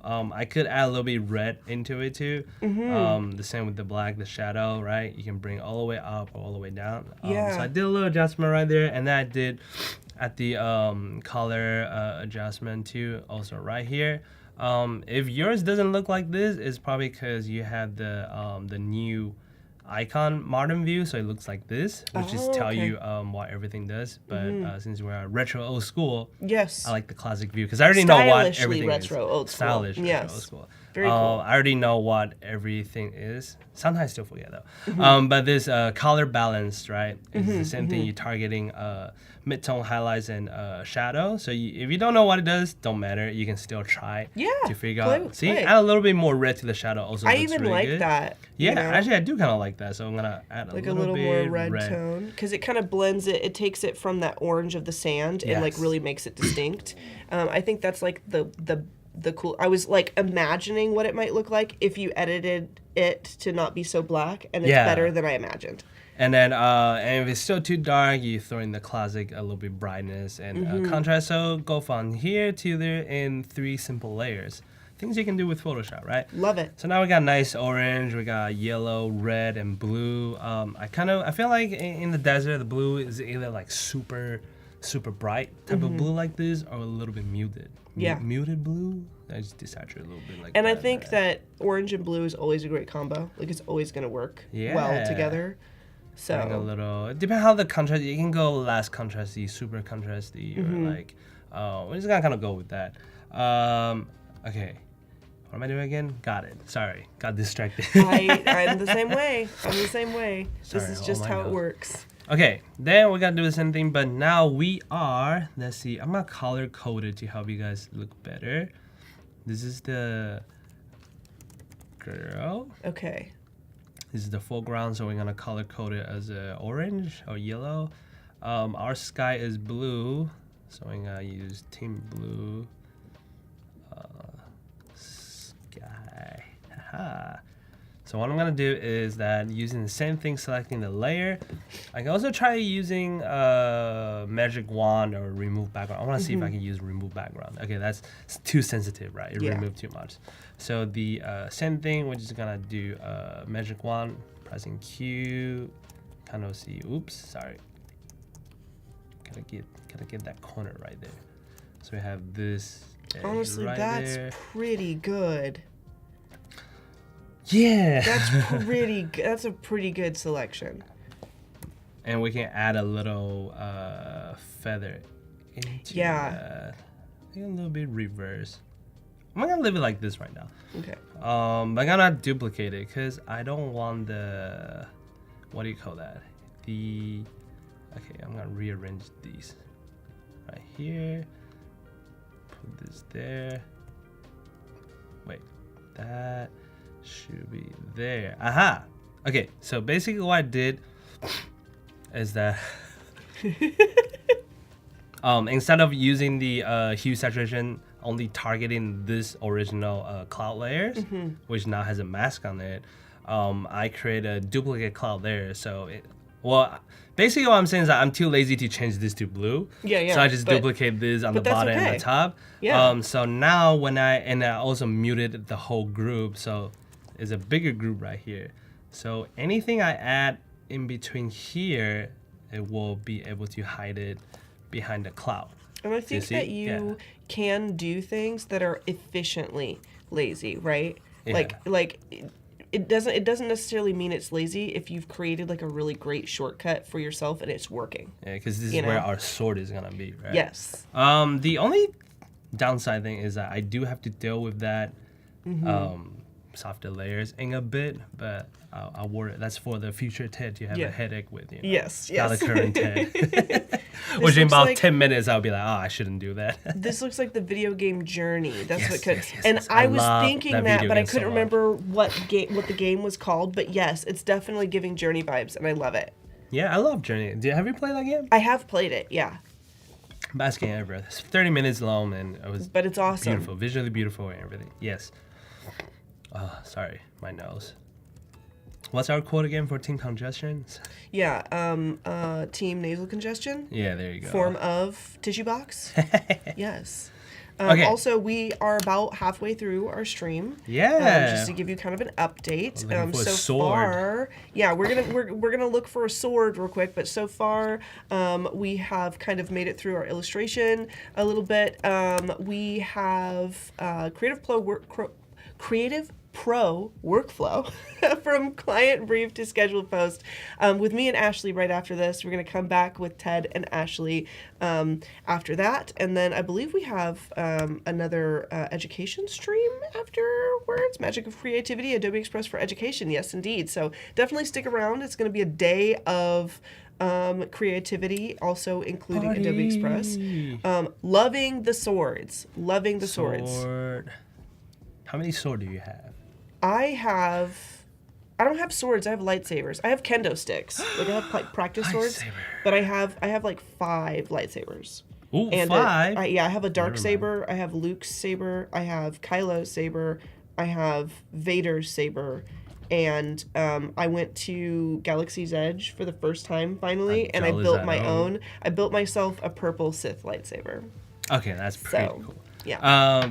Yeah, sorry. Basically, what I did while we're talking about swords is Mm-hmm. I just generate a Firefly sword, Beautiful. rune sword, changing the lighting a little bit, pretty much the same setting, download it, and then I have this sword right here. Mm-hmm, But if you join the Discord on Adobe Live Discord, you'll find all these files ready on there. Nice. On the Dropbox link. Okay.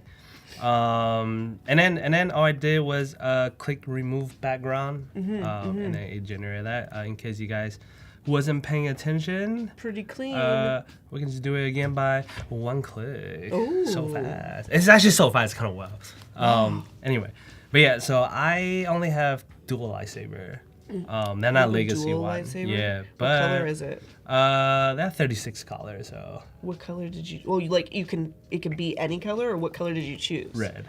Okay. All right. Red. We Oh, can still be orange. friends. Orange. We can still be Orange friends. and red. I'll accept orange. But I have actual giant sword like this, the Dawahin Edge sword. Amazing. From Ren Fair I bought, and then I have Elden Ring sword, a wood sword from One Piece, and then one more Elden Ring sword, the Block Samurai. That's amazing. That's amazing. I have also like a full chain link armor, but anyway. I love it. Okay, so the other thing is remember the problem I said this problem is for the 10 minutes 10 in the later? future, So we're right yes. into the problem. So basically what I'm trying to do is if I do want to move the clouds around, now I might have trouble with the composition behind. Yeah. Right? So but it's fine. I think that this will work. Honestly, Yeah. it looks good. You know. I feel like it should be a little bit like maybe there, you know? Right. Don't worry. We will actually just not be lazy this time. Go back to the good thing we have non-constructive. What do you call that? Non-destructive working. Non-destructive working flow. Yes.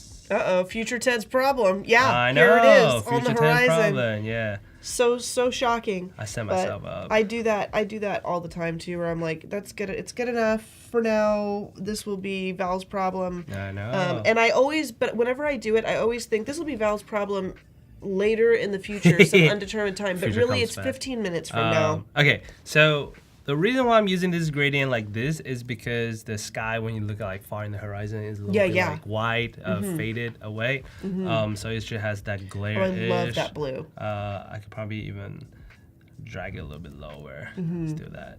I need to be in there because it's muted. And now we will remove this layer. Okay, don't worry about it. It's coming back. It's coming back, guys.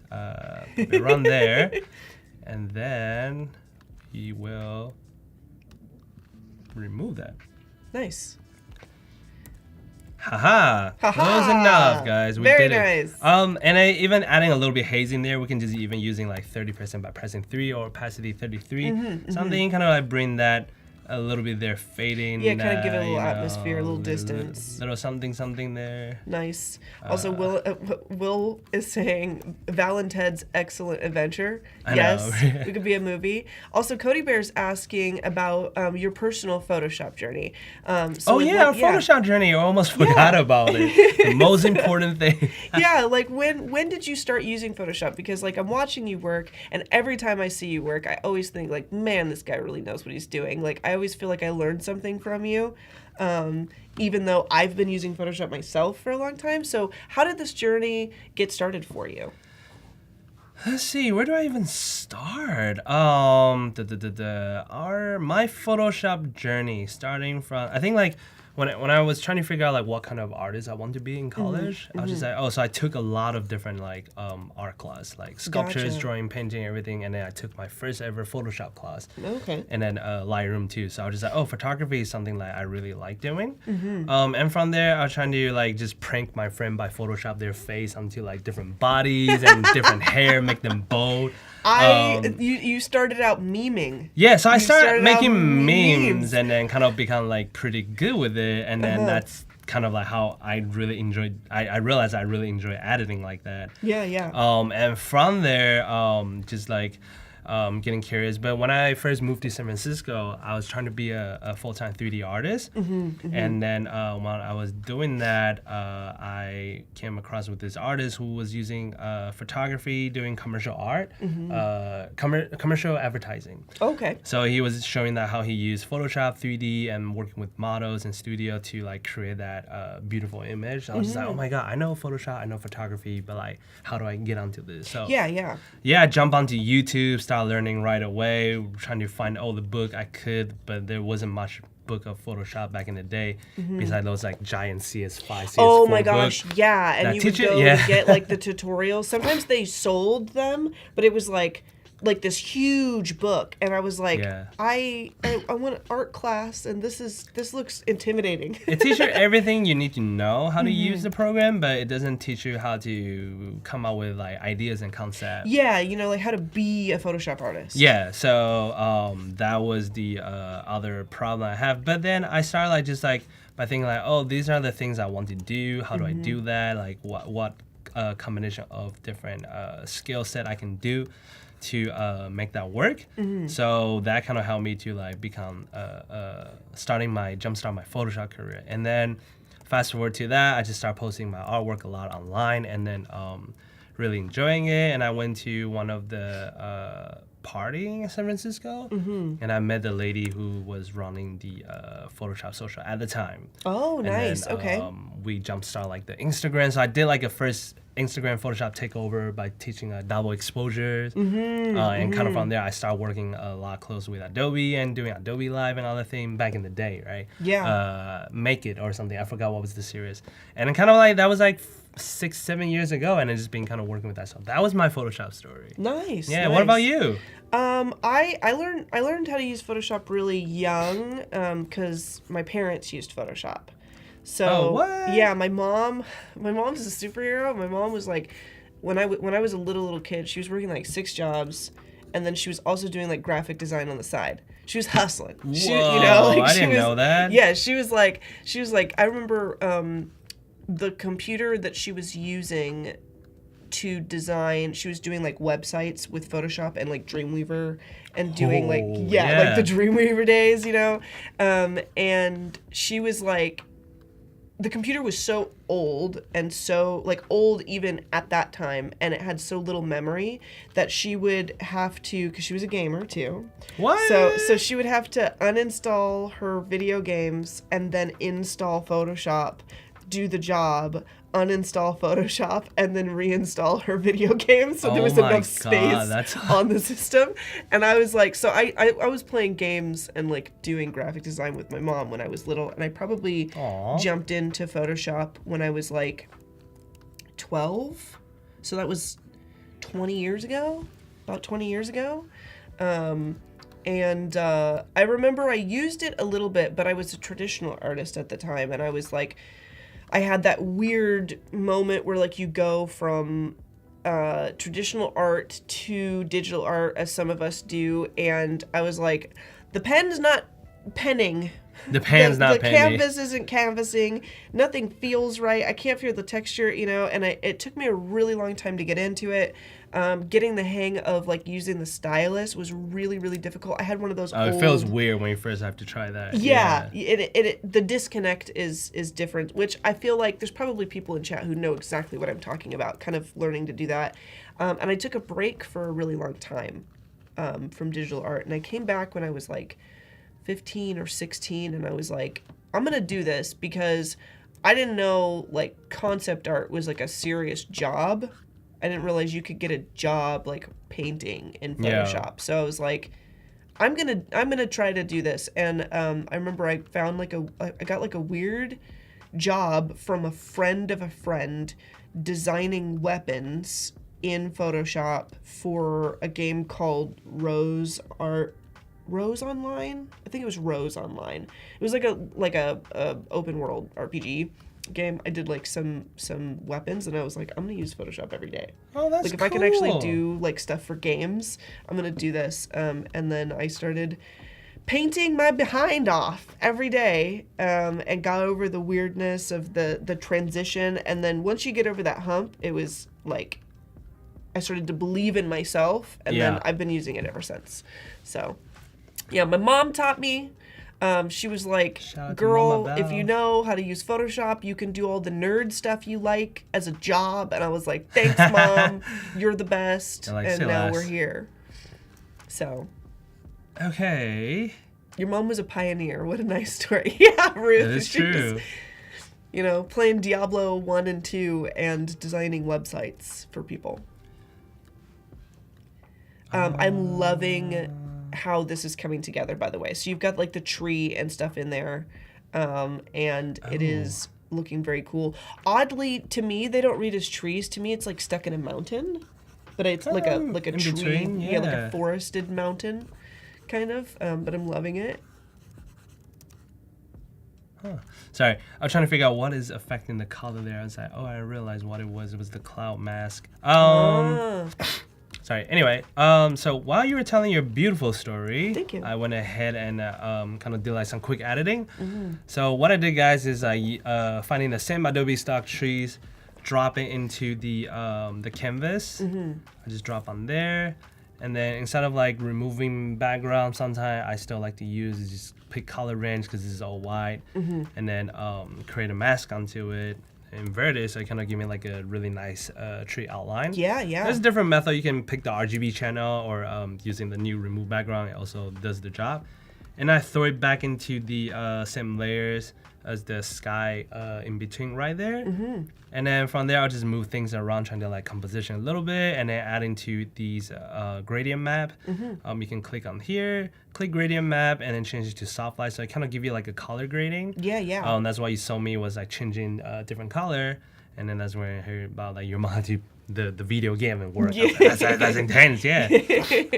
So the color I pick is shadows a little bit reddish, and then the sky's a little bit blue greenish. Kind of look like Zelda or it's giving that Minecraft kind of vibes, like a journey in between. But I was also gonna say that if you want to boost the contrast onto the source or textures, you can go in and like you can go ahead and go in like pin the more shadows and other things like to make it more contrasty, or even like bring to the highlight. And that's where I noticed there was like a weird blue tint. I was like, it's from the sky mask I put on earlier, but that's totally fine because it's like fading away. So it doesn't have to be perfect, and since this is the smart object, so we're just gonna go ahead. You can either go in and blur Gaussian blur a little bit. I just do 2, and then you can also go into filter, noise.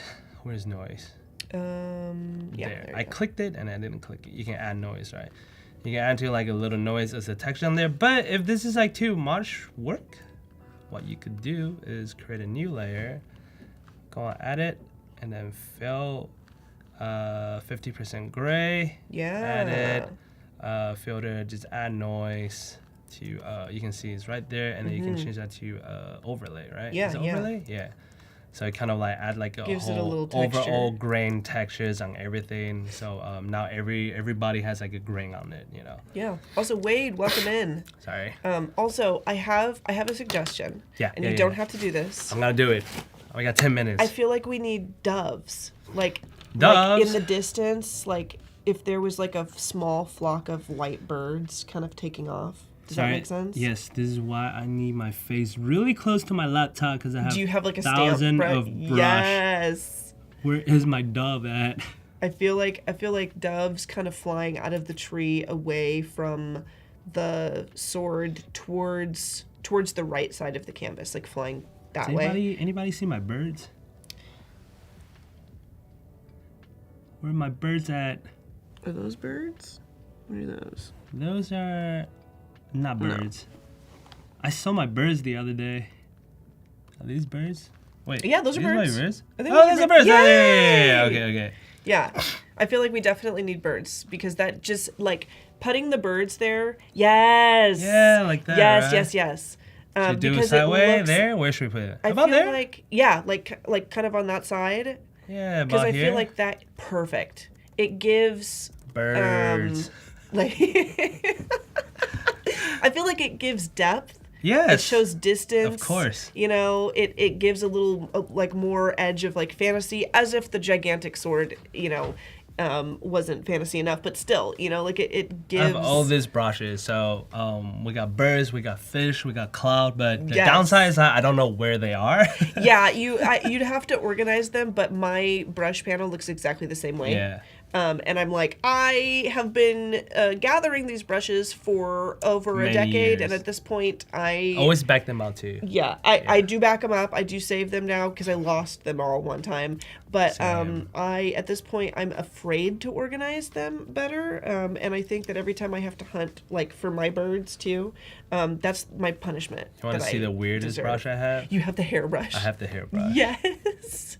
Honestly, you need a hairbrush. It is kind of weird. Okay, the hairbrush. But it well, there's a works. reason why I had these hairbrush. It used to use for photo retouch. Like the edges of hair. So I can and actually everything. paint hair on like model, but I Yeah. have not used this. I still use this sometimes. You Well, know? the selection brushes or the selection tools are so incredible. And Yeah. the masking tools are so incredible after a lot of the latest updates.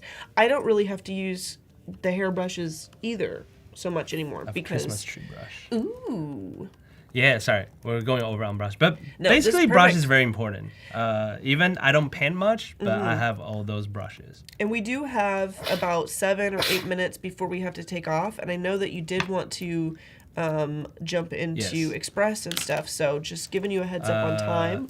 New poster. And Ted will be hanging out with us for a lot of the day. But if you have any questions or comments and stuff about this particular project, let us know in the chat. Also, Women of Type in the chat, welcome in, says, gorgeous work, Ted. I couldn't agree more.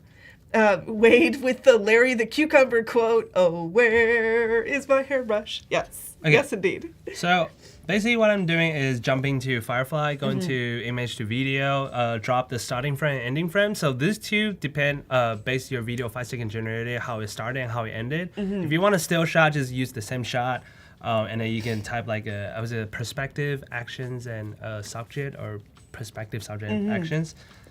So still shot of clouds moving, sand, blasting, not blasting. Blowing. Sand with wing. I don't know. Just kind of type. Hopefully Yeah. we'll figure it out. Cloak moving. Person standing. This might not be the best problem, but anyway, I'm using vertical 16 by 9, 9 by 16. I'm doing 540.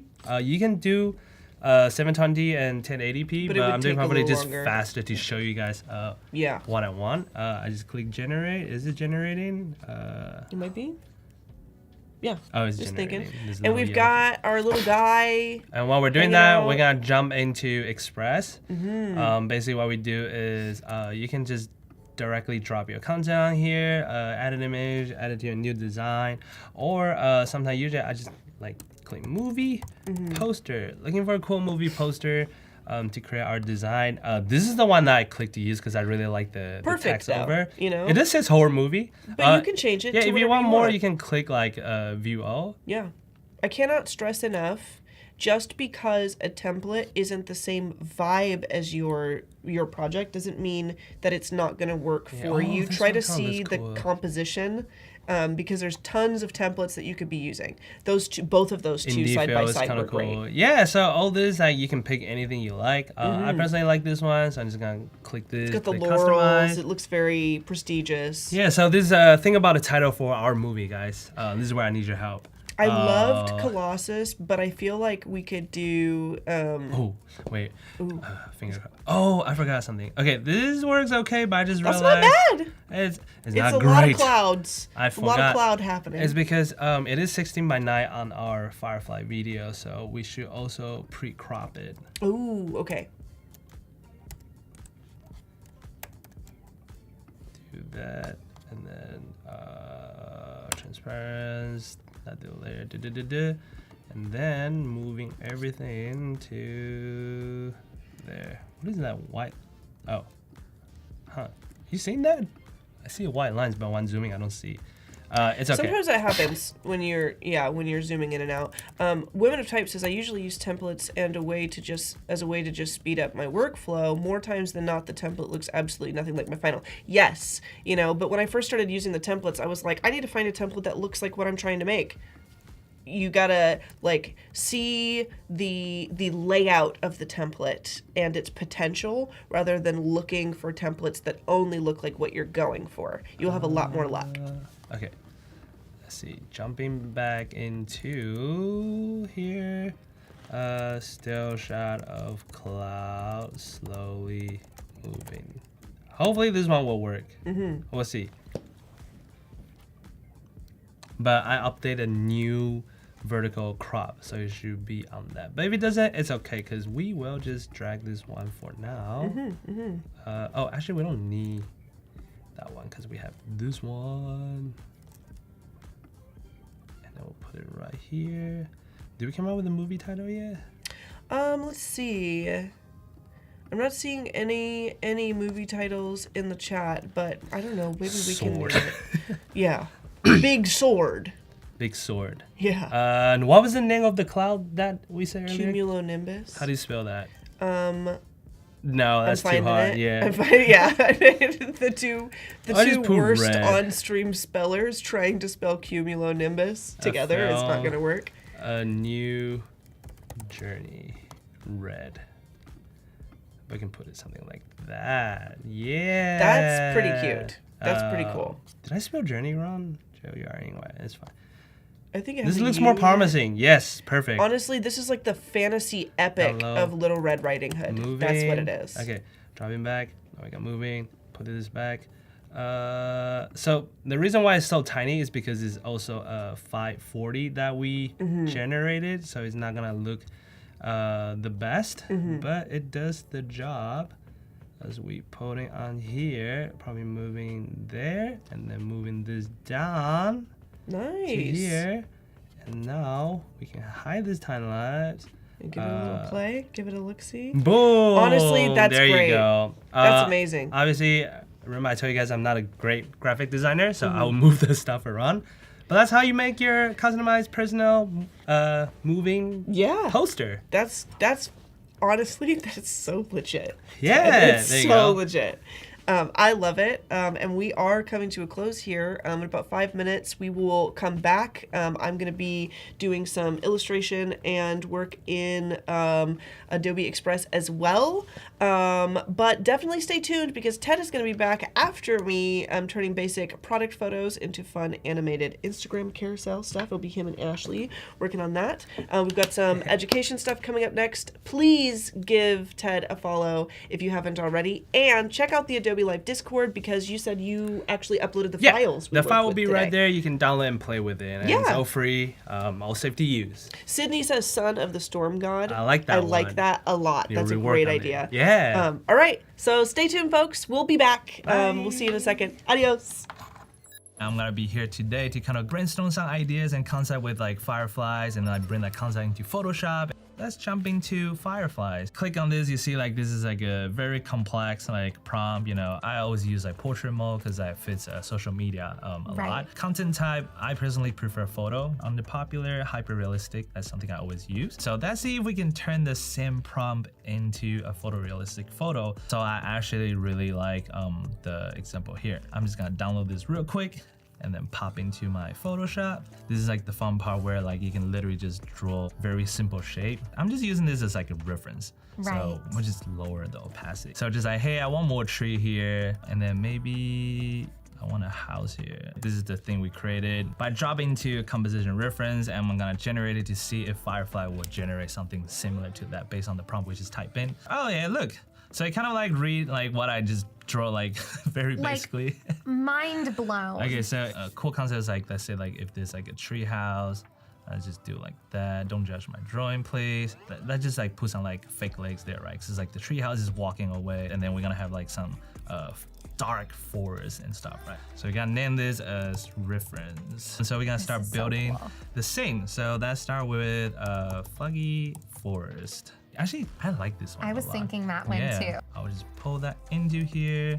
And so in my head, the house we drew earlier would be like right here floating. But you see like when you type the prompt floating, Kevin actually give you like a better referencing with the bottom part that's also built. And download it, jump back into Photoshop. So what I did here, basically I press W as a selection tool and press select subject, Command T or Control T, and then right click perspective, and then kind of just like fix that right about there. So we gotta jump back into Firefly. Now we need to figure out how to build the leg of the house, right? I personally thought it would be interesting to use walking sticks box leg. So I'm just gonna do that. I don't know what is it gonna select. Oh, perfect. Okay, select a mask. Refine edge tool. Basically, it's just like gonna refine the edge, so make the fuzzy selection part even better. Make sure you're selecting the mask. Press B, brush, and then working on removing this part. So now we have a leg. So basically what I did is just Control T, Command T, and then transfer, flip it. I'm gonna turn that, flip it, horizon, rotate it, do that, and then select both, doing this. Now it's like a little mouth, you know. So what we need to do now next is like bunch of like editing to make sure like this thing does match like the color corrections and everything. So some of my favorite tool is right here, adjustment layers. So I'm clipping mask to the whole group of the lake. Reduce it, kind of like, because it was like the wrong color, it was like very yellow saturated, but the background is like more like green and dark.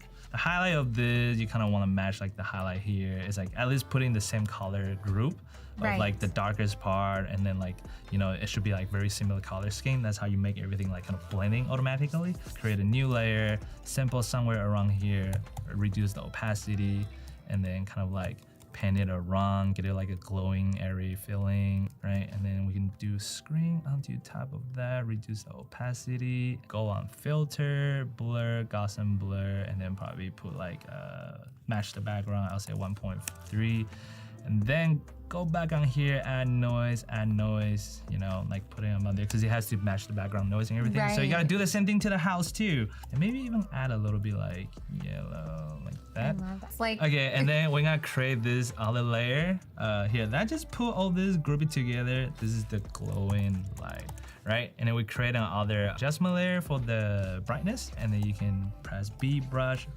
going back in like that, you know. The other thing is that we need a reflection of this. I am gonna see if I can copy this whole thing. You can do something like that. And we just do motion blur to like 180. You can also use the smudge tool. It's just dragging left and right to like kind of like giving like a more like water. To distort it a little bit. Distort it a little bit. Changing the blending layer mask to like darker, multiply or something, and then reduce the opacity, right? This like look more like swampy and horror movie kind of vibe. Actually, that looks pretty cool, right? That does look amazing. So then like we have like, you know, the scary buggy monster. That's great. It was so amazing. Thank you so much for sharing this through the whole with thing, us. yeah. Bye.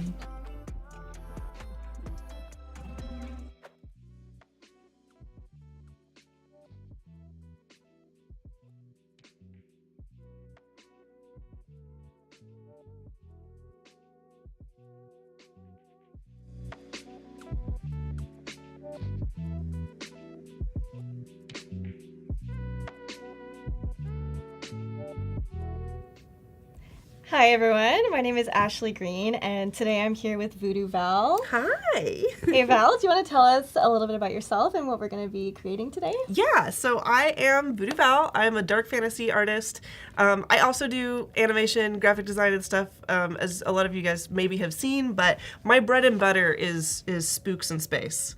That's my thing. And today we're going to be kind of going over how I create a lot of my showcases and posts and stuff. I've been doing a lot of that lately, like posting my work to social media. So I'm going to go through and create a couple of like custom assets and things in Fresco to add to my brands. And then we're going to dive into Adobe Express and kind of go over creating some cool branded posts and things. But I can show you guys kind of what's on the docket for today, because I've got some posts here that we can kind of peek at. I use Adobe Express for a lot of things, mainly my own personal branding, but I also do stuff for clients and things in here, and I can actually show you like one of my larger posts that I've done. I did a really cool project illustration for a D&D project called DesiQuest recently, where I got to design all of the characters and also the show graphics. So when I create something for a client, I usually put it, let me go into presentation mode. I usually put it in, you know, like a presentation here in Express before sending it over. So I got to do like a little transformation from season 1 into the winter special of DesiQuest, and this is kind of how I laid out all of my stuff to share with my client. So I do all the graphics for the show, kind of laying it out. And then I also do, if we can exit, I also do stuff like this, where I have like my own branding stuff for Instagram, and kind of putting together posts for myself. So we'll kind of create something like this today, and go through my brand and everything, and all that good stuff. So I'm going to pop over into Fresco. We have a brand new Fresco file, and we're starting with blank canvas, because there's a couple of things that I need. In fact, we can real quick kind of like peek at my branding thing in my Creative Cloud file. So my brand, it's a library that I've converted to a brand in Adobe Express. I've got my colors, I've got my fonts and stuff that I use. I have, logos for various products and things that I might be advertising. I've got like random bits of my illustration work and stuff in there, and little page breaks and stars and whatever. But recently when I was working on a couple of posts, there was some things that I felt like I needed because I was hunting around for them. Mainly, I need like a gradient, like a transparent gradient that I can drag and drop in there. And I want some different like star motif stuff. I want a little magic, because I have these rounded stars that I've been using, but I kind of want something a little pointier. A little more, slightly more menacing, but also still welcoming. That's what I want. All right, so we're going to be adding some more assets to your brand library here? Yeah. Awesome. And I'm going to start by, honestly, the gradient is going to be really easy because I'm literally just going to do like a soft round opacity brush. And I'm going to hide the background.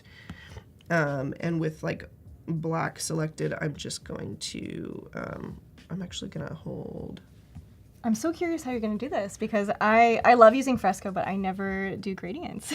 I mean, it's literally like I'm just going to make myself like a bottom gradient like that.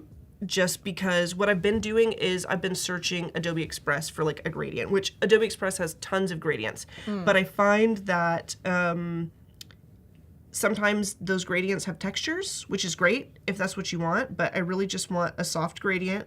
I don't want to have to remove the background from the gradient, and I also want it to kind of fade up because I usually put it like on the bottom of my posts, and I have to blur it in the settings so that I can remove the texture because I want like a smooth. So I just want to make myself a smooth gradient, which very easy. That'll do. I'll save it out as an image in a second. So there's our gradient. very exciting. Very exciting work going on And here. will you be using that for like just putting that at the bottom of an image and adding text on top so the text is more legible, like things like that? something like this. Like I think, actually, let me go into my stuff. I should have one done. I wonder where that project went. I had a project pulled up. Can I go into view all? I have like there's my weird emotes. This is a picture of me. I went to Disneyland for the first time in like 20 years, and I rode Space Mountain, and this is the face from the screenshot at the end. So I've been having a lot of fun with that. I'm not sure where that other one, that other project went, but I can find that a little bit later. Yeah. But I have one where like I was like, I really just need a gradient that comes up from the bottom, and just a shadow, because it's like I have full page illustration, and putting text over the illustration is kind of busy, but if I Right. fade it from the bottom, then it works. Yeah. And that's going to be so useful to just have in your asset library. Yeah. So I'm going to do that, and then I'm also going to do like a kind of star. So I'm going to using make an a- ellipses. Yeah, and I'm going to grab I'm going to go to my favorites, and I'm going to grab like I really like using like textury charcoaly brushes. Yeah. And I see you've named this brush Val's brush. So is Yeah. this a custom brush that you've created? I have been using this brush for like 15 years. It's Yeah. not one that I created, and I think I got it from an artist named Aaron on ArtStation. He was like, here's a free charcoal brush. And I was like, I will use this forever. Thank you, Aaron. I love that when you find your go-to brush and you can just use it for everything. And it's so worth. So I'm gonna do this. I like to create custom assets in black and white sometimes, because I use the duotone in Adobe Express all the time to recolor whatever I want. So I'm gonna do something like this, and I'm just going to let's actually make sure this is centered, because I'm gonna create like a little radial thing going on here. I'm gonna duplicate and snap it. Love me these snapping grids, and I'm gonna merge it down and duplicate it one more time. And we're going to hopefully, Nice. maybe I need to hold. There we Yeah. go. Maybe a So just little- holding that touch shortcut button to lock in the kinda snap rotation. it. Yeah, to snap it in at the 45 degrees. I think I'm gonna do like that too, because Nice. that's like kind of cool. I'm noticing a little bit of artifacts here, and I think that is because I am messing around with pixel brushes. I like this. Maybe we'll just use that as reference, and I'm going to do something that's a lot cleaner. So you can also use vector brushes, which honestly, when doing stuff like this, probably a good idea. So let's do this again, and I'll just do a flat color for the purpose of this. I'm going to click like paint bucket in and select vector. You can choose between vector and pixel. And vector is the difference between like vector brushes and pixel brushes is pixel brushes obviously are going to be like done on the pixel grid. There's a lot of textures and everything. Vectors, like you can scale it infinitely. It will always be crispy and clean. And honestly, I probably should have started with that for the purpose of creating design assets and stuff that I'm going to be resizing. So sometimes you have little accidents, and those lead you to the best possible way to do things. I'm going to resize this, and I'm holding my little touch guy here to constrain proportions and resize from the center. Nice. And we're just going to do this again. I'm going to duplicate. We'll let that snap. All right, and while you're doing that, I'm just going to check in with the chat. Alrighty. So we have a few people saying hi. We've got Robert. He says, hi, Ashley. Hi, Val. Hello. Jack. Wade. Fresco, let's go. Yeah, we love Fresco. Are you a Fresco gal as well? Yeah, I love Fresco. I actually love using the vector brushes. I Yeah. use them all the time. And then the pixel, like pencil brush for sketching, like setting out my sketch layer and like then good vectorizing. buttery texture, kind of Yes. like it feels. Yeah. It doesn't feel like anything, but it does Yeah. when you're using it. You know. It's just satisfying. Yes, Yeah. very, very satisfying. I am not usually a vector brush person. I used vector brushes to do like a series of posters once upon a time, but I find organization in the chaos of like scribbly, scratchy charcoal brushes. So using the vector brushes sometimes is kind of scary for me because I'm like, I have to do it perfect. I have to know what I'm doing. I feel like the good thing about vector is you can always change it after, though. Like you have the anchor points you can adjust, and you can change all the colors, and you can even bring in textures and Yeah. all of that. I would agree. It definitely has its strength. It also has like if I'm gonna do something that's like really precise, sometimes I make the shapes, like I'm about to do it right now. I make the shape that I want and I want it to be super clean. And then I'm actually gonna duplicate this because I made this like a little thinner. I'll duplicate layer group, let's hide this one, and then I'm gonna pull this out longer again. I will make the shape in vector, and then I will use a clipping mask and paint into the shape. So the shape itself is like crispy, but then I can still get the texture that I like. I think I made that a little too long. I can still get the texture that I love this way, so... Right. So just going in with one of your charcoal brushes and like Yeah. adding that texture, but it clips to the vector, so it only applies to the vector. Exactly. That's awesome. And one of the things that I like to do, I do have like a lot of like really cool kind of textury brushes that are like super fun to use, but I also recently, somebody told me this, I do this in Photoshop all the time, making like a dissolve brush, like a noise brush, and somebody was like, you could do that in Fresco, and I don't know why it never occurred to me that I could change this setting, but Yeah. I like to go and grab a soft round opacity brush and go into my settings here, and then I change the blend mode to dissolve. Okay. And then I have like a, Oh, that's so nice. it's like really satisfying. It's like a noisy, Yeah. you know. So doing something like this is really cool. And I'm gonna grab like white, and what I just want to do is contrast I here. love that. Because then in Adobe Express, I can come in and use duotone to like change this to my brand colors. And as long as there's like a really nice contrast going on, then I can switch it to a couple of colors and have that dramatic change and utilize it for, you know, different projects, different, you know, use cases and things. So I think that I'm going to be okay with this, and I feel like what we can do is I can export these and add them to my library, and then we're going to start throwing some posts together, and as I need more assets, then we'll just kind of come back into Fresco and figure that out. So this is typically how I move stuff into Fresco. So I've got my colored version of this. I think I'm also going to use this version, but I'm going to leave it black and white, or like just straight black. I'm gonna hide the background, and I'm gonna turn my gradient on.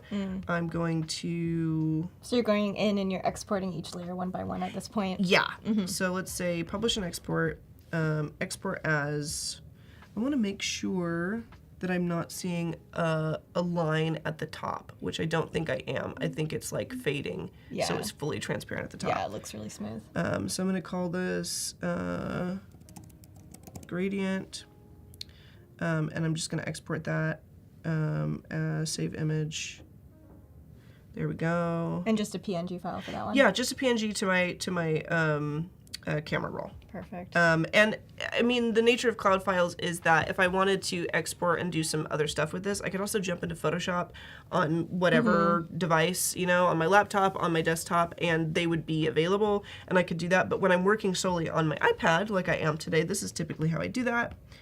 Let's go ahead and also do the same thing with this. Publish and export. Export as... And we'll call this black star. good enough. Export, save image as. Done. And then we're also gonna do this one. Motion export, export as. We'll call this texture star. Nice. Boom. Export and save image as. Done. And then I come over here to my Creative Cloud app. This is like just the app on my iPad. And I have just accessed my library that I use. And I can hit my little plus button here and say upload photos.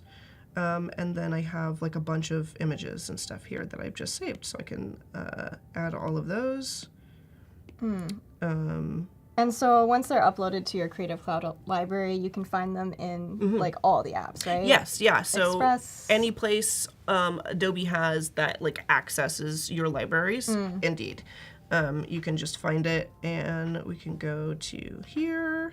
And I should be able to, I'm just going to go ahead and like start a new, let's do like, we'll go with a square post right now, but I'm going to change it to like Instagram portrait. I don't know about you, but when Instagram changed the ratio for the stuff, I was like, oh great, everything I've posted for the last 10 years is slightly off now. Yeah. It's just awkward. So I've been doing, let's see, it should be here. It says Instagram square post, but I think I'm going to go social what do they media. call it? It's under an ad, isn't it? It's like portrait, Instagram portrait post. There we we go. go. So I'm going to say resize. I've been trying my best to work in this. I'm trying to see the silver lining in the change, in that I get to show more of each painting that I post, right? So, okay, we have this, and I am going to go into my brands. Now, I'm using my library as a brand, and you can do this for any library that you have. If you go into your libraries and click the little 3-dot menu, you can say use as brand, and it'll turn into a brand in Express. It is still a library everywhere else except for Express, so it's pretty cool. But I should. I didn't know you could do that. I might need to kind of let it load a little bit, because I just added these paintings in and stuff. So I might just need to give it a little bit of time. But in the meantime, while we wait for that to load, I am going to kind of start designing a post. I'm going to take off my little ninja painting glove and start adding stuff. So I've got like textures and things that I like to add, various backgrounds. Notice they're all square ratio because that was the world that I was living in, where everything was just a square. And I like using, I feel like my backgrounds and assets also reflect my taste in brushes, like, something that is charcoaly and textury. Yeah, I can like tell you have a this. very cohesive style going on for sure. Trying to not branch away. This is a little dark for this. Not branch away from it, but I'm trying to also kind of utilize stuff. Maybe we'll do this. Okay, I'm going to do a dark one and I'm going to do a light one. I've been trying to use my brand colors to give different vibes, even though it's got a very specific, spooky feel to it, but trying to like make other stuff too. So I have these like rings. I couldn't tell you what these are or what they mean, but I think they look really cool. So I like to kind of use them to design stuff, just as like a stylization, especially on a dark background where it just looks like it kind of comes out of the darkness. And let's see if our other stuff has, yeah, there we go. There's our little motifs there. We've got our gradient, so I can add, yes, we have a smooth gradient now. I love it. Okay, and I can come into effects, duotone, and okay, yeah, I see what you're doing here. so if I change both of the colors in duotone, or just the shadows, because there's only one tone on this, then I can change it to whatever color I want. So it doesn't matter what color I made it. I can kind of do whatever I want. And strangely, I don't have colors in the Voodoo brandings, but that's okay, because I can come and select. I should be able to click. There we go. And I'm just going to grab like this dark purple. Nice. And honestly, that kind of looks pretty cool. Just to kind of make it a little more purpley in the background, it kind of like softens that. This one is not so crazy as far as like needing the gradient because it's not a painting in the background, but you can see how I would utilize that. But I can add some text real quick, and we'll make this like the cover that's like painting updates for 2025. You know, so I can be like, here are all of my new pieces of artwork. So we will go to text. And I really like to use the Mason font for text because it looks like the font from Diablo. If there's any gamers out there. Let's say, I don't know what I should call this. I can draw the thing and I can talk about the thing, but when it comes to making a post, I'm like, what is a good post text? Like, new paintings 2025 just sounds weird, but maybe I will do that. I'll put like a 2025. Hello? Let me use my keyboard. 2025. I want to have like, you know, my new stuff so far. We could do something like this. Maybe if anyone in the chat has some title ideas, Yeah, let feel us free know. to drop them below. And just checking in, Penny Doodles is also still adjusting to the new post size, so we're not the only ones. Okay, thank God.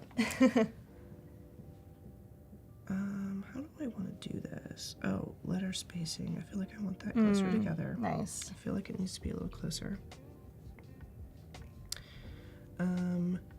And it might be cool to put this like in the center. Yeah, that's kind of a nice framing Yeah. for the text right there. What I might do is I might center this, like totally center it. If I can do it with my little pointer finger, please. And I might bring this down as well and make it slightly bigger because I kind of like it when it breaks the border. Yeah. And line that up. That's kind of cool. And then we will add some more text, which I'm just going to duplicate this. And let's say, like, I wonder what chat is saying. Wispy elements. Do you like the wispy elements, Jack? Nice. I thought that was a title for a second, and I was like, I don't know if I would call my work wispy, but maybe. I'm gonna say 2025 so far. And we can play with, wow, the spacing on that went weird. Oh no. Why did you do that? Oh, because I don't have centered. I have it like weirdly justified. Okay. Let's do this. No, not that. I want to... Did you add like a blur on that one already? It might have a blur on it because I was using blur before. Cool. So let's go to effects. I don't know if I'm going to use the glow. So we're going to say no. It sure does have a glow on it, but I can't see. There we go. I just turned one on and turned it off. Well, someone is getting Lord of the Ring vibes. I am so okay with that. From I'm the font so in the okay. ring. Yeah, I see that. I actually don't mind the so far being like weirdly centered right here, but I'm not sure if that's going to be a sentiment that everybody feels, because sometimes my framing is a little odd, because I'm like, but what if it was strange? You know, like, what if I did this weird? Just get creative with it. Yeah. I'm actually going to, with that selected, I'm going to come back to my brand and use one of my colors. I think we're going to do, are we going to do green? Can we do green, please? Hello? Allow me to change color. Maybe. Maybe not. I wonder why. I use Express on my phone, my iPad, and my desktop. So I might be kind of clicking things how you would click them on a desktop. So let me come over here and kind of change it. I wonder why my colors are not in the branding thing here. It might just be a connection thing. Yeah. So for now, I feel like I have a lot of colors present in here. I'm just gonna select a good green from our design element for now. Let's do like that.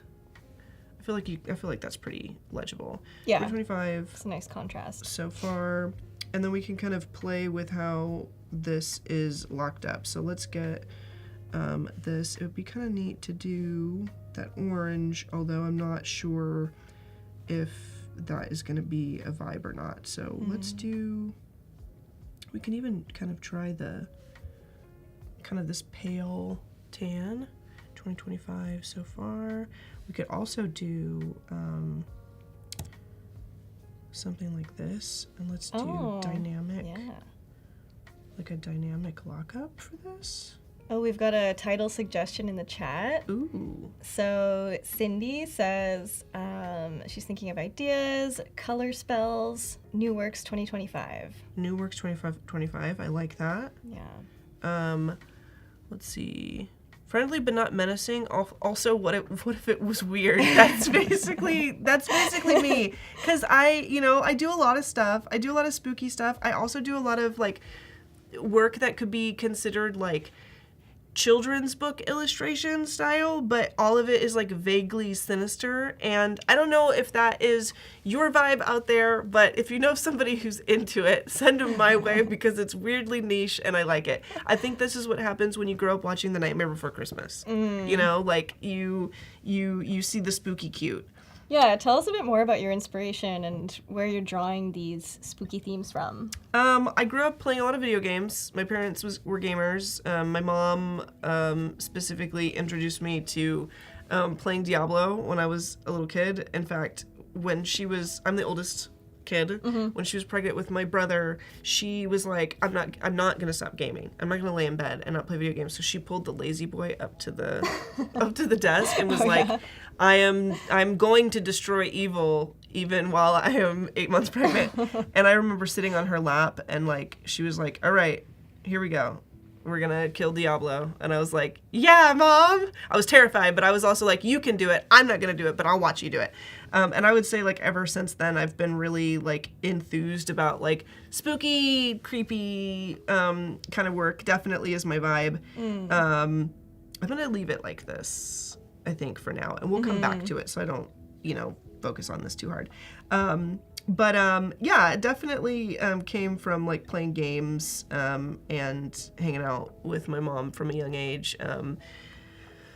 Played a lot of console games and stuff. That definitely brought up a lot of that stuff. I've started reading like paranormal mysteries, as a kid, and definitely fed into a lot of this. And then over time, it just kind of turned into like my whole thing. Like I was like, is it charcoal, purple, and burnt orange color? Yes. And can I make something that is adorable, a little bit creepy? Yes. That is kind of the mission.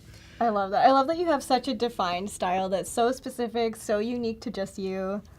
Like I'm glad that you like it, because some people are like, ugh, that's something that you made there. Mostly my grandmother is like, I support you, but I don't know if I like the goblins that you've been drawing.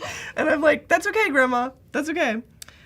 Speaking of, I'm going to pull in one of my... Is this the overview? Why can we go to assets? There it is. Okay. I'm going to pull in some of my illustrations.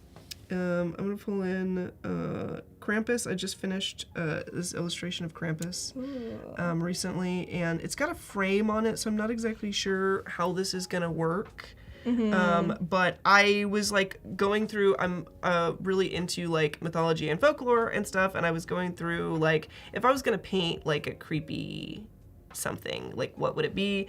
And I always was fascinated with the story of Krampus. I won't go over the story of Krampus here because he's a terrifying person, creature, entity, but I really had a good time illustrating it, and I want to be able to showcase it in this little carousel post. So we're gonna grab I think we're gonna grab this background, and I'm gonna drag this underneath, and I'm gonna see if I can't make this part of what we're doing here. I'm wondering if I can't just kind of make this like an extension. Like if I come into my elements, my effects, I wonder what can happen if we play with duotone. Yeah, so you can kind of match the darker background color. Is that what you're thinking? Yeah, like match the background color, but let's also see if we can't even like create our own background. Like maybe this is a square version of it and it has like let's grab some of this red. Yeah. And see if we can't do like a dark reddish kind of textured thing. Let's make this a little bit brighter. That kind of matches. If I can pull my, there we go. If I can pull this out, maybe we can kind of do, yeah, like That's it's nice. like it's supposed to be that way.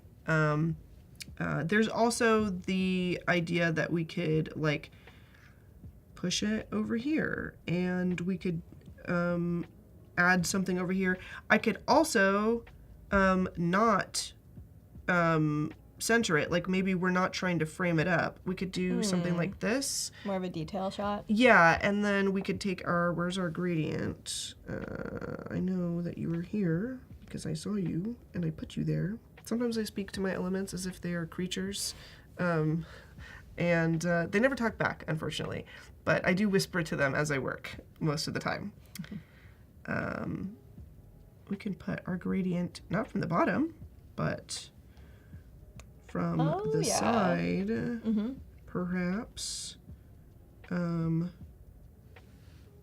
Honestly, I feel like it needs a little more, but I'm just trying to, I'm like looking here and I'm looking at our screen over there to see, as like, make sure that I'm kind of like disappearing that edge. Let me make sure this is centered.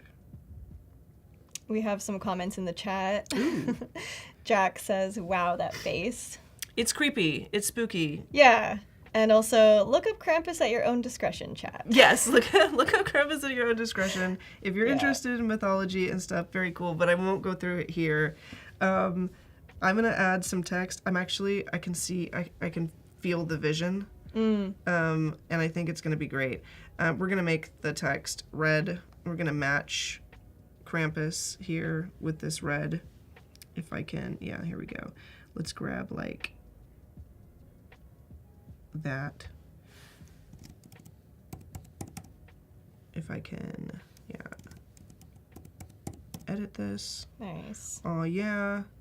This is gonna come out and we're gonna do like an expose kind of thing going on here. I think this could work. I wonder if we could put it up there. I feel like here looks... I like the bottom. Yeah, I think here looks better. And what we can also do is I'm going to add like placeholder text. I'm not going to write a description right now because I feel like that would just be too long. But I'm going to write something like painting Krampus was so fun. Oh, and it's not typing. I have to like type. I have this thing that kind of turns my iPad into a laptop, and sometimes I have to like double click and make sure it's doing this. So I'm just gonna do there you go. a quick sentence. And what tool did you use to paint this? Was this in Fresco? Yeah, I painted it in Fresco and I added details in Photoshop. Oh, nice. So I typically paint like full illustrations in Fresco, and then sometimes with like the photo editing stuff, I'll jump onto my computer because I can go in and out of Photoshop and Lightroom and like kind of alter things. I like to jump into Lightroom to try like color combinations and things like that. So yeah, this is definitely more than 50% a Fresco project. And I am going to, this is Farnham display. I don't want display, I want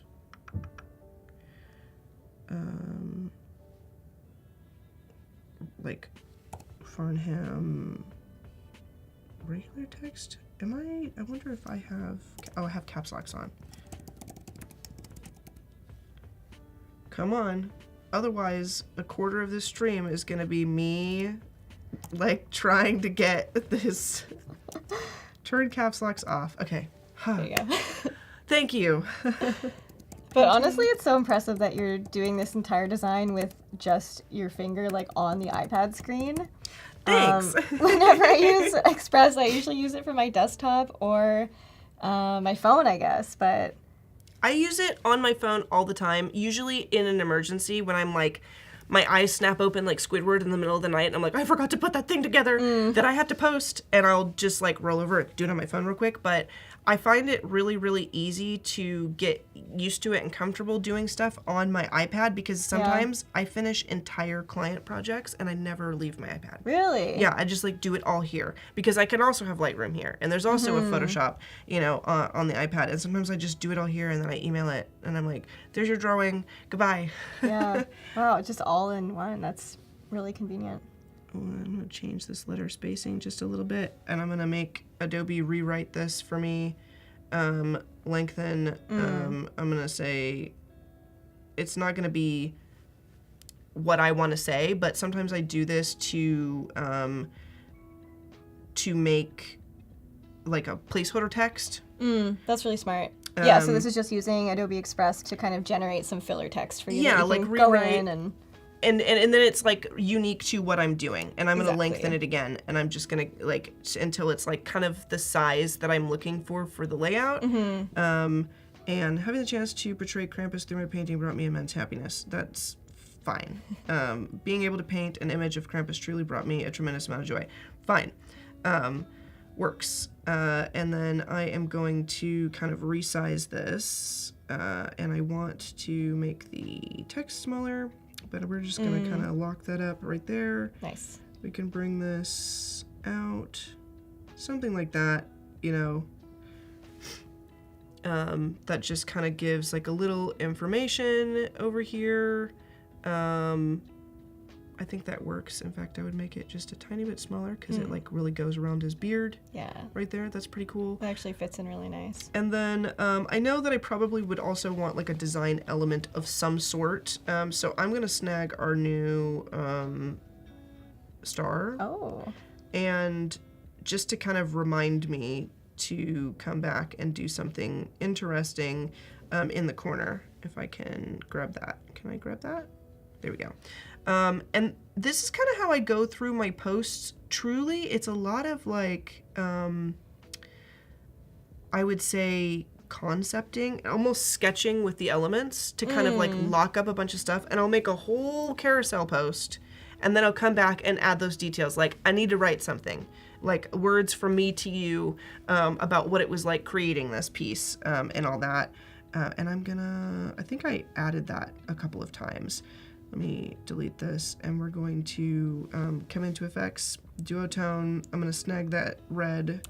Yeah, show us how you're doing the duotone with this star. So this one it's just a solid color, so I think I can just change the shadows color to it, and it's only going to sample that one. And that's kind of how I will create like one design element that I can utilize over and over again.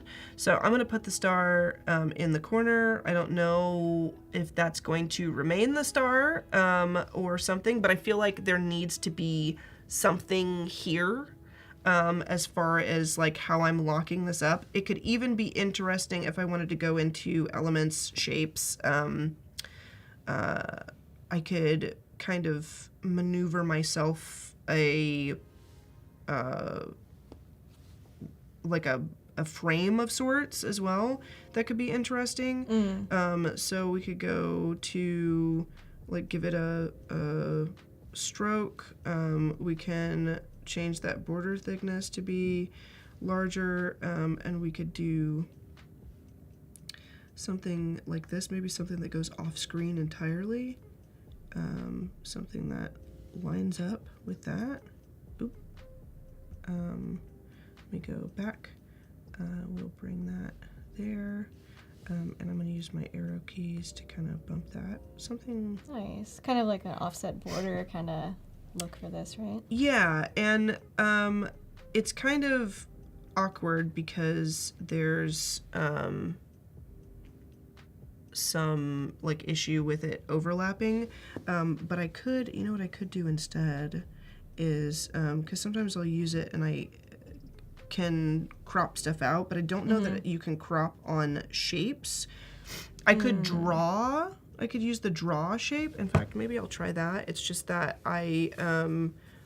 it's slightly different drawing in Express than drawing in like Fresco. But let's try it just to test it out. Let's do like asphalt. Give it like a little bit of a texture kind of thing. Let's grab that red. Let's do the same red. So everything's clean as far as like the text, the font, the elements and stuff, and then we'll have like, what does this look like? Okay, that's actually cool. Let me see if I can do like a straight line though. Can I? I don't know. I don't know. I was wondering about that. Like if I can, because that's usually I have like a, you know, my little touch thing. So I don't know if that's gonna work. But what I can do, let's cancel that. Let's go to design elements, because with design assets I can crop. So let's try textured frame. Let's do that. I bet we can find some kind of frame that will work. And I will crop it and duplicate it. That's what I will do. Let's say line frame. All right, just checking in with the chat. We have Kara joining in. Hi. And she says, always so inspired by Val's work. Like, dang, how do you do it? Thank you so much. That's such a great compliment coming from Kara as well, because Kara's, guys, if you guys haven't checked her out, she's really, really awesome. So I love your work as well. Thank you so much. And we also have Almina. They say, the character is scary, but the poster is so good. Thank you. Thank you. Let me see if I can find, I just want a box, but I want it to be, I need the box to be a picture. I need it not to be a shape. Maybe this, what does that look like zoomed in? We can work with this. I can make this happen. Let's lock that. We're gonna make this big. And I kind of like the 3 dots to be, like the 3 lines, to be honest. I'm kind of digging that vibe. Yeah, it gives like some ornamental. Yeah. It. Let's do that. And I'm going to crop it here. Oh, yeah. And I am going to duplicate. Where is my duplicate button? And I'm going to line it up so it's perfectly aligned. And I'm going to bring this back. Ooh, not too much. I'm not going to bring it back too much. I want just... Okay. Okay. So you're basically removing the frame where you have placed your text. Yeah, so it's not like that's smart. Crazy, Yeah. and then it's just like kind of there. I'm kind of trying to decide like how exactly I'm gonna do it around this, but what I might do, let's go to our effects, let's do our duotone just to, you know, let's make it red, because it might look better once we have it colored the way that it should be colored. This is highlights, so it kind of needs to be, let's grab this, it's easier to grab it from right here. Make these lines red. Let's do the same thing here. Duotone. Robert in the chat is saying, one of the best Krampuses I've seen you draw, Val. Thank you. I did like a cute one. Oh yeah, Krampus can be cute. Yeah, I did. I like want to see cute Krampus. Is like this for like the kids book style? Yeah, and I was like, what if I drew a demon but adorable? Yeah. What if I made him approachable? You know, Demons for kids. Yeah, but it's like maybe less marketable. You know, I'm sure there's someone out there. There's got to be. You know, if I'm like this, then other people have to be like this. True. I wish I could. I feel like I'm trying to. That's weird. I think our little thing got stuck. Oh. And I can't move it around. Oh no. Why? Why for art thou strange? Here, this is what we're gonna do. I'm going to back out. Sometimes I do this. Just give it a refresh. Yeah, kinda. just give it like a, yeah. Yeah. We're gonna go to our home page. Sometimes you gotta do that. Sometimes you gotta, kind of give it a little time to think. I was doing a lot of stuff. You had a lot in of there. layers going on. And some of my Express projects are like really, really big, and I'm like, one of these days is gonna catch up to me, and it's gonna end up not being good. I know. I have this banner that pops up now that says my storage is almost full. Yeah. Oh so- yeah. And I'm like, oh, what does that mean? No. Yeah, I keep saying, I'll worry about it later. Yeah, until Adobe's finally like, hey, buddy, you gotta do something about this, and I'm like, Yeah. but I've been busy. I'm busy drawing. Exactly. I think I can just change the highlights on this since it is. Can I have my selection? May I? Oh, no. Please? Maybe you can just copy it from Oh, the color code of another shape. you are a genius. You are a genius. Let's see. Not darken. Don't do that. No. Oh, I just reset it. Oh no. Okay, Undo, hold on. undo. Maybe I could go back. You know what? I'm gonna take it from the text. So we're gonna come over here, click custom, and I'm going to select all, copy. Oh yeah. We're gonna come over here to this guy. We're gonna go to effects, duotone. We're gonna paste. Enter. Oh, that's in shadows. Let's gotta do this one too. Paste. Okay. Yeah. Yay. Perfect. And honestly, I'm not sure that I'm mad about the star being overlapped. I think if we just made that slightly bigger. Yeah, I think it works. Like it just kind of Yeah. lines up with the center line, right? If I just bump it over, it's kind of cool. Like it's kind of neat, and I might look at it later and be like, this is weird, but I feel like that's cool. Like if we go into our page view, I think I definitely need to mess with the cover, but the cover's kind of cool, and then you swipe through and you get like, okay, Krampus, a little note from me about Krampus, and then we can kind of go into some other stuff. I'm trying to see how we're doing on time. What I might also do is create like, I was thinking about doing a reel as well, but I'm not sure because I kind of like to do, maybe we will. Let me resize this to like Instagram story size. When I am creating something that I know is going to turn into a bunch of different pieces of content on Instagram, I always do it all in the very same thing. So like one project will have like all of the reels, all of the posts, all of the stories, all of the covers and everything all in the pages, and then I just go and export what I want individually from them. So It's a so lot much of my easier. the projects will be huge Yeah. because it'll just be crazy. So what I'd like to do is do like one of those that's like, if this is your vibe, we should be friends reels, where it's just like a slideshow of a bunch of my work, and see if we can't get people who like spooky, cute stuff to come hang out with me on Instagram. So I'm gonna let's go back to my brand. We'll grab the Krampus. We'll full screen. Yeah, we get to see full Krampus. Yeah, on this with like, one. and it's like just Nice. large enough to have like the border Yeah. in there that I painted. So there's the Krampus, and then how am I gonna animate this? I think that I can. Let's see. We wanna. How am I gonna do this? So you're gonna add text and Yeah, I'm gonna add like captions, and I'm also gonna do a voiceover because I think we have Oh. like, well, we got like 6 minutes, but I think we can manage this. Okay. Let me. I'm excited. I'm gonna speed run it, but I'm gonna grab a bunch of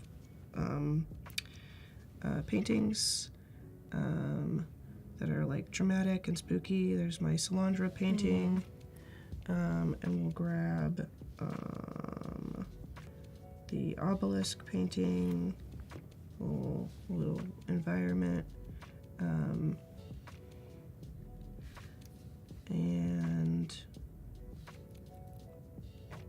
I think I'm gonna have them animate and just like they'll all be in here, but they'll come in intervals. Is how that would translate. We'll get the serpent and the long sleep, and then I'm also gonna add that show came out on Netflix, the Warrior Nuns show, and I was like, I want to paint a warrior nun, so this is what I'll show you the one I came up with. I was like, I need like a nun that does battle. So this is my Sister of the Midnight Flock, and she's cool. She's so just intense. like power walking out of the fog. She's very serious about whatever it is she's doing. So I have all these, and I think I can just come up here to animation, and I think that I am going to have them pop in at different intervals. Where is my timeline button? Is there a timeline button? I don't usually use it on iPad, but it should be at the bottom, no? Yeah, at a timeline. There it is. Okay, so I can stagger these. Let's stagger this one. That's what we're gonna do. So you're gonna make them basically pop in at different times. Yeah. I Cool. think that's gonna be the vibe. Yeah. Scene view? No. Selected layer view. You might want to turn on the layer timing. Yes. There you go. Thank you. Okay. So I'm gonna drag this out so that it's a little bit longer. It's like 2 seconds right now. That's not what I wanted. Let me zoom out. We got like 4 or 5 minutes left, so I think we're fine. Okay.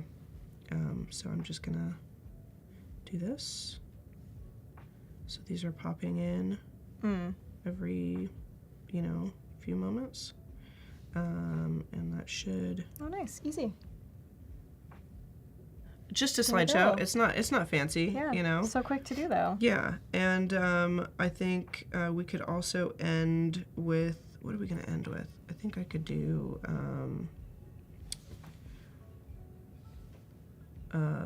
fade in. Let me grab like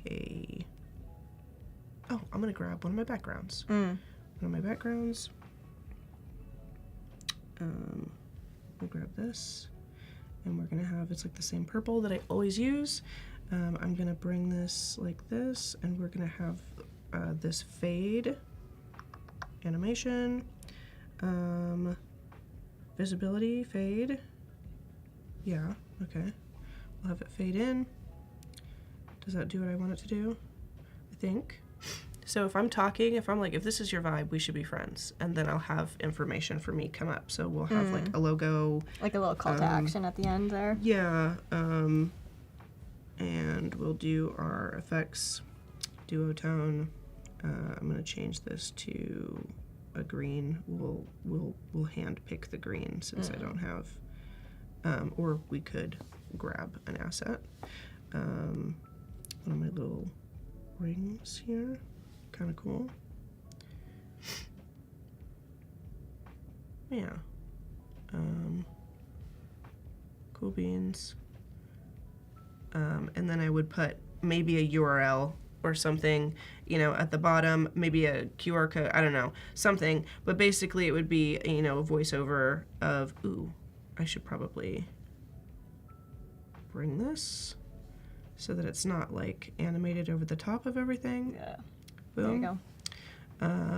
And make sure that it's kind of pulled back to when that is fading in. Okay. Yeah, I could do something like that. In fact, I would probably like to make everything shorter. One thing that I don't know how to do is like, could I feasibly shorten everything, like, and like have it all kind of justify and animate relative to how long I make it, rather than just shortening this? Like, if I were to shorten it, would all of them kind of squish in? That's what I would love. I don't know if the team is listening, but if that's a thing already, I want that. And if not, I need it in my life. Yeah. This could be a good, animate those to fade as well. But yeah, and then once I start like creating all of the different, we can have this kind of drop in. Once I start creating all the different elements and stuff that I'm going to use, then like I said, all of my pages are like all of the posts, all of the reels, all of the everything that happens in the project is there. So then later on in the future, I can come in and be like, oh, I want to do some branding like that previous project I did. And I already have like 3 covers in there that I can work with and stuff. So I never really have to hunt a lot for elements that I need, and it keeps everything all in one place. So that is, I don't know if I'm going to do a voiceover right now because my me and Ted are the nasal congestion twins today. We wonder twin to the form of tissue box earlier, and we have been struggling. So I don't think anybody would love to hear a voiceover from me over this reel today. But tomorrow or the next day, I will kind of come in and add these. But yeah, that's kind of how I use Fresco and Express and all of my brands and stuff to kind of start creating custom stuff that I can then post to Instagram. And yeah. Love that. And that was like the fastest reel I've ever seen. Thank you. I'm like paranoid now because I'm like, I think just like streaming, I'm like, I'm running out of time. I have to finish it before the stream ends, and so now I do everything really fast. Right. Okay, so real quick, where can everybody find you? You guys can find me on Instagram, voodooval, voodoo.val, if you guys want to check out my Instagram account. I have some pretty cool things up on there. In fact, don't switch over to mine just yet. I think I can, I don't know if my Instagram is logged in, but I could probably, nope. Not logged in. I was going to show you some of the stuff that I had posted up, but now you'll just have to check out the Instagram so you can see the carousel posts I posted of all of the, I did like some children's book fantasy scenes. Oh, cool. Those are the ones I really want to see. Yeah. But thank you guys. Right, yeah. Thank you, everyone. Bye. Today I'm going to be walking you all through a project called Total Service. It's a real client of mine. Now I want to show you how to bring it into Express and how you can build that brand kit. You have this ability to start from content. So I'm just going to click that button, and what I'm going to do is actually click Simple Brand PDF and then upload it. It's going to start separating out stuff onto different layers. So what we're going to do right now is I'm going to start showing you how the libraries work. Create new library. We'll do one called TS2. So what we're going to do here is I'm just going to grab like this logo, and then I'm going to add it to my libraries, click graphic, and then call this like TS2 horizontal. So what I'm doing now is just like quickly eyedroppering all this stuff. I'm taking everything, I'm just grabbing those color pieces from my Illustrator file, and now I'm just clicking on the bottom right corner, and then I'm clicking fill color, and that's adding it to my library immediately. Nice. All right, so go to my stuff, and then go to brands and libraries. So I'm going to the TS2. So now what I can start doing is just go to like fill colors and then just start pulling them. Beautiful. Cool, so that's pretty much the color page. Let's go to the type system, go in there. You can type in whatever logic you want. You can just duplicate all this stuff by just selecting it all, shift, and then drag and option drag it. And one of the new things that you'll see on my screen now is the spacing tool, so it'll start picking it up. So another thing while you're building out this, so if you did want to add like a tertiary typeface to it, the recommended typeface section is always super fun and it works really well. What we're gonna do is we're gonna start breaking the logo in the guideline. I don't know, let's grab this guy. Grab it in there. As you'll see, it's got the link icon there. That means it's linked directly into the libraries. What I can do here is show you. So go into Illustrator, and I'm going to just Shift X and just outline it, and then I'm going to Command S and save that, and I'll update my library. Nice. Look, your links of assets have changed. Boom, update, which is a normal flow if you're used to working in Photoshop or Illustrator. You could see how you could quickly just pull in your libraries, pull your color from your library panel, go in, adjust each element, go in there with your grids. You can swap out the typefaces really quickly. You can upload them or pull them directly into your libraries. Yeah. So all in all, effective hour.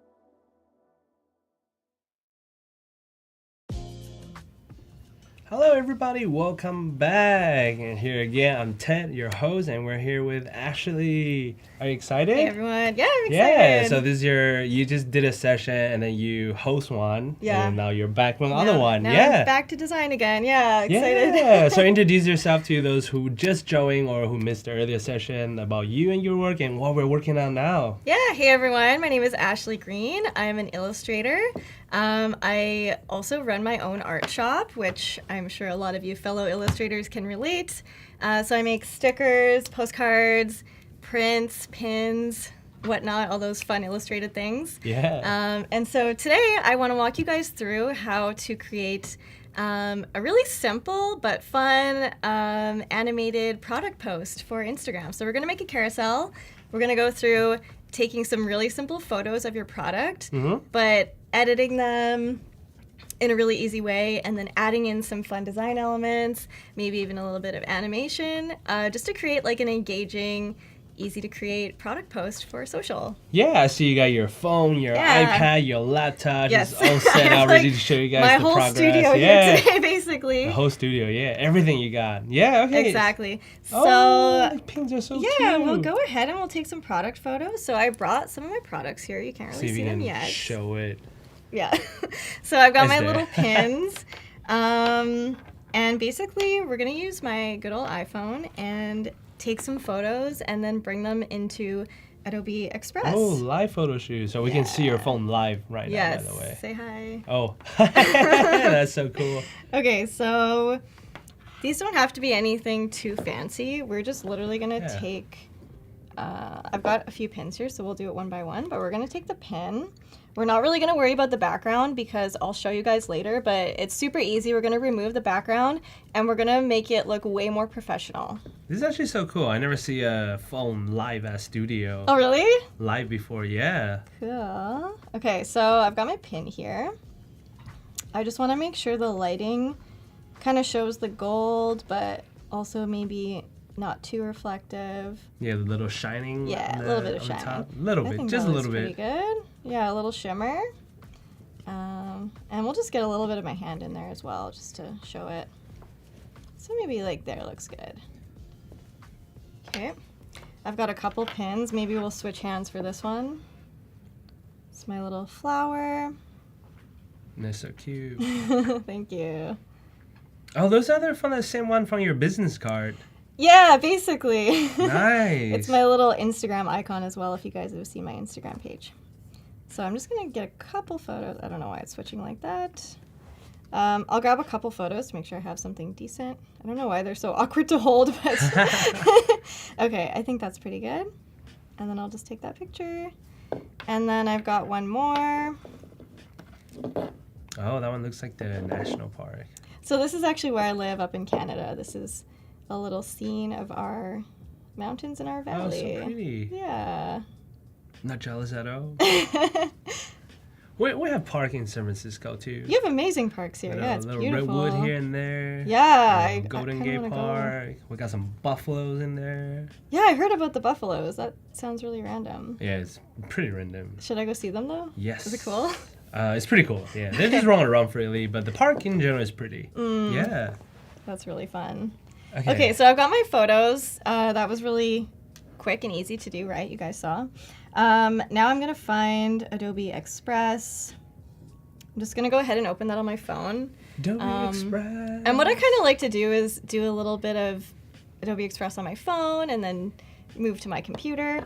Because like, since I took the photos on the phone, it's just easy to start a new project and then add the photos from there. And then we'll move to the computer to get a little bit more Yeah, it's in-depth. an easier workflow instead of Yeah. like you airdrop your photos Right? and then edit it. Just like, oh, do everything on your phone. Yeah, it's super easy. So for this is going to be like an Instagram carousel size. So let's do custom size. We'll do 1080. This is the standard Instagram width by 1350. So this is like the portrait height. Okay, now I've got my blank page and I'm just gonna go click on the plus, upload from device, photo library, and then we can see I've got some photos of my pins here. So let me choose the ones that look the best. We'll do this one, and then this one. And then I'm just gonna click add. And here we go. Whoa. Okay, so they're all on the same page. And Ping now, away. I was Get it trying out to of steal here. it. Okay, and now I'm gonna move to Adobe Express on my MacBook. Okay, so we're jumping to MacBook right now. So we'll just go back to my Adobe Express homepage, and we can already see it in the recent files. Just give it a second to load. Perfect. So we've got all our It's actually so smooth. You can just like work like that. This is like cloud syncing files and everything. yeah, and it's so fast. Like it's already, everything is already loaded, right? So I'm just gonna cut these from this page. I'm gonna basically move each photo to its own page so we don't have to worry about them all together. Oh, am I blocking the buttons where you create a new page? Oh, maybe. Yeah, there's a button Yeah. at the bottom right that you can just Right. easily add a new I page. think I'm blocking it, but it is right there. Yep. Oh, yeah, there you go. There you go. But now I'm blocking the other part. It's all good. So I'm just gonna resize the image, make it fill up the page. And then this is one of my favorite tools in Adobe Express. I love using this tool. I use it all the time. We're gonna go to background remove. And it's just gonna easily erase like the entire background of the image. And then it did get a little bit wonky, so I'm actually gonna go in and fine tune it, which is really simple to do. So I'm gonna click on erase, and then we'll actually go to restore because I wanna bring back a little bit of this edge around this pin. Nice. I think the desktop color was pretty similar to the phone color, or to the pink gold color, yeah. yeah. So it got It a little bit happens. wonky there, but that's all right. If we just zoom in, I'm clicking on the restore brush, and then we'll just do the circle brush. Maybe I'll put the size down a little bit, and then I'm really just gonna paint over the edge of that pin to make sure it's all visible. And I think that looks pretty good. Maybe just this little section, and then bring it down a tiny bit more. And then that little piece too. Cool, I think that looks pretty good. So then I'll just click done to lock it in. And here we already have a really simple cutout of our first pin. Yay. Now, what I want to do next is kind of bring it to the next level and make it look like more of an interesting, cute, kind of fun product image. So I'm just going into my background color, and then if I click on my own brand kit here, I've got all my swatches. So maybe we'll go with a light pink for this one. Ooh, the pink looks nice. And then we'll just go in, we'll click on the photo again, go into effects, and these are pretty new, but these are all these new Photoshop filters you can add to just like instantly edit your photo to bring it like a different style of photo look into it. And one I've been liking is the portrait. So that's a little bit too bright, but I'm just gonna tone the intensity down. And I don't know, I really like how this filter just kind of brightened everything up, made the colors pop a little bit more. And It's like a Wes Anderson or what do you call it? The pastel light. yeah, it does have Lighter that, yeah. contrast. Yeah, exactly. less contrast, yeah. Yeah, and that is kind of my style as well. So I think that works pretty well. Very spring, summer. Yeah. Is that your favorite season? I think maybe spring and fall. I would Spring and say. fall? Yeah, Nice, spring yeah. and fall. Pretty nice. Okay. So we've got one. I'm gonna go into the flower one as well. I'll just bump up the size. So the work as a independent shop owner have to do, take your own product photo. Yeah, you have to move do the everything, background, man. do your own design, put it on there. Exactly. Also, like all the bookkeeping, Oh yeah. inventory management. Oh god. Yeah, it's a lot. Okay, we but- have Express here to help us. Exactly. All right, so I'm just gonna click on this image again, go back to edit, and we're gonna do the same thing. We're gonna remove the background. We'll see how this is. We'll zoom in. I think this one did a really good job, actually. It looks super clean. Nice. Maybe just one minor adjustment. So we'll click restore again, and then I think maybe just here at the top, there's like a little bit that got cut out. It's actually so smooth you can do everything on Express because like I still do sometimes like work in Photoshop and then drop the PNG on there. Yeah, like I used to do this in Photoshop, but now I can do it in Express and it's actually so much easier. Yeah. But I mean in Photoshop too, now you have like all the automatic selection tools that make it way easier. Because I remember back in the day I would like trace over everything and like, Takes try to do forever. selections like that. I Yeah, know. it's so hard though. Okay, so that looks good. So we'll lock that in. Let's change up the background color. Maybe we could do like, what do you think? Yellow? I like collecting beige? pins too, yeah. Yeah. Oh, I should wear my other jacket. Do you have a I bunch of pins? No, I have, yeah, it has like some patches too from like Studio Ghibli Oh, and some pins and cool. other things. That's super cool. The only hard part is I want to have to do laundry. Yeah. Take all the pin out. All right, so just editing the photo a little bit more again. So maybe I'll go back to portrait. I think that one's pretty nice, but tone the intensity down. I just like how it kind of brightens up the colors and makes it look nice and crisp. And then our last one here, just size it up.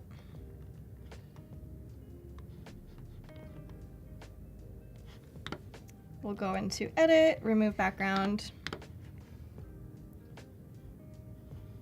Give it a second. And honestly, I think that one looks perfect, so I'm just gonna leave it as it is. And then do a little bit of editing again. Portrait.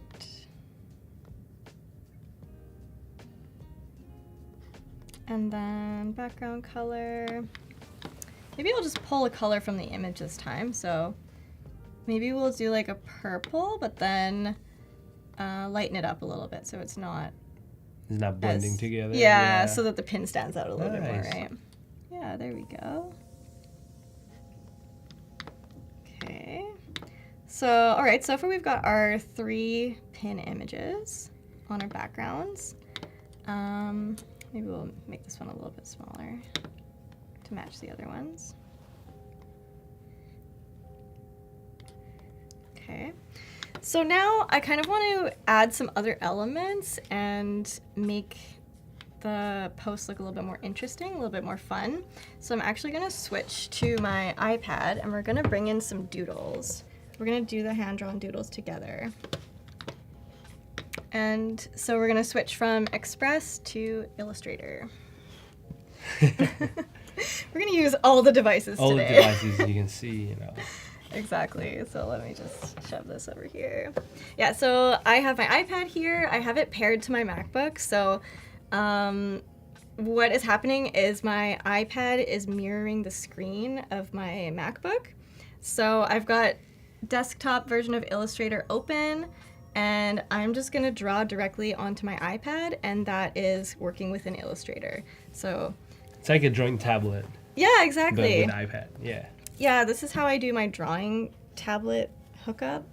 I just feel like it's a really intuitive way to draw with an Illustrator. Like, you get to use the pen, you get to go in and like hand create something. Yeah. And for this one, we're going to be just drawing some really simple doodles, so I want that hand-drawn look. And so for that, the pen is going to be perfect. There are a couple different tools we could use to get a similar result for this, but I think last stream earlier this morning I used the pencil tool, but I think now we're going to use the brush. Ooh. Let me see if I can select it. I have to use the mouse. Yeah, we're going to use the brush. This is just a nice, So what's the simple... difference with the pencil and the brush tool?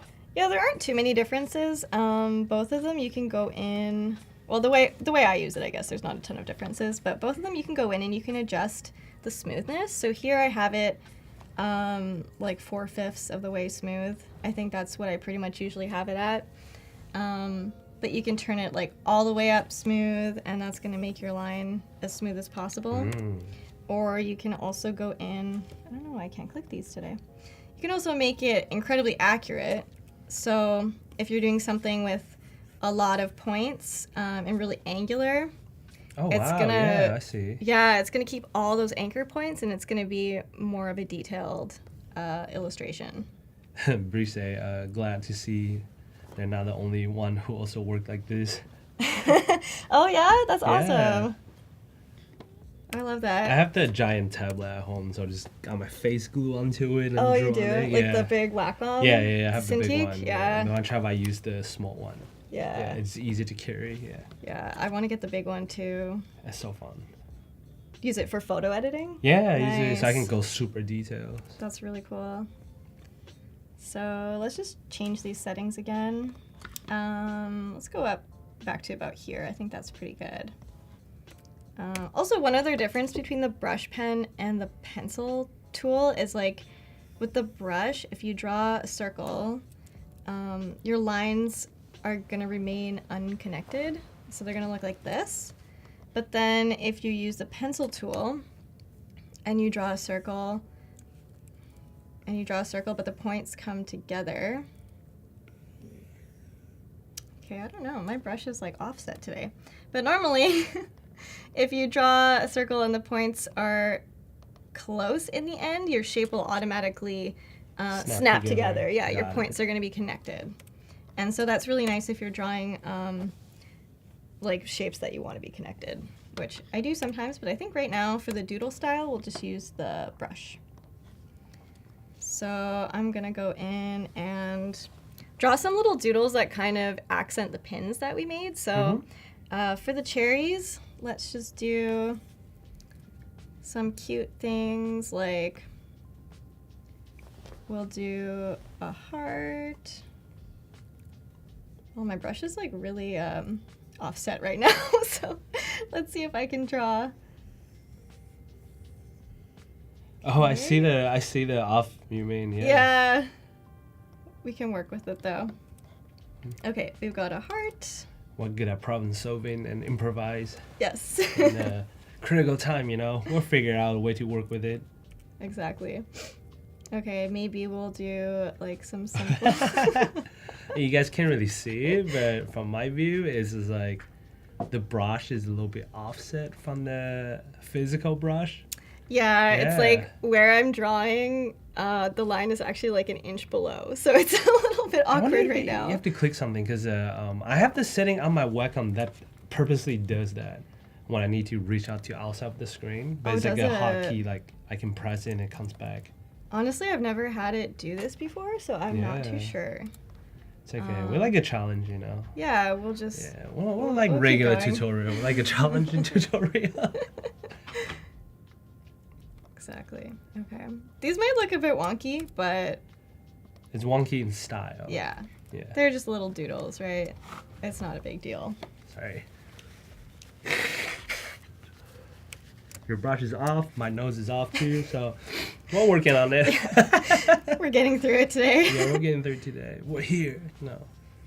Okay, maybe I'll do like some simple kind of cherries. Yeah, that looks like a perfect cherry. Oops. Cherry. Add a little leaf. You're doing great. I'm gonna have to move everything after. Yeah, aside from the offset brush you're doing great. And I'm just drawing these in black, but I'll show you guys later. I'm actually gonna change the color, but I think right now black is the easiest Kara to just asked, go with. Do you like using the brush over the pencil? I recently started using the pencil tool. I'm not sure why I switched. Yeah, I kind of switch between both. Like what I like about the brush is that you can see your stroke as you're creating it. Like I'll show you.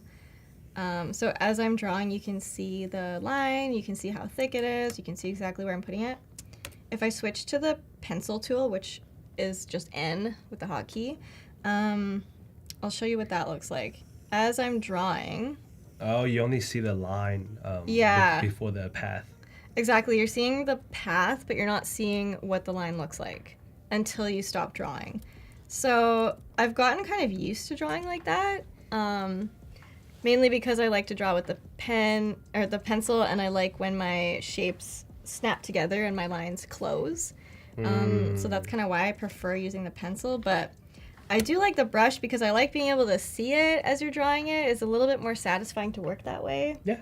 And you can Okay, see yeah. how thick it is and everything like that. But then with the brush, like you can also change your type of brush, which you can't quite do with a pencil, I don't think. But honestly, I kind of switch back and forth between them as I'm drawing.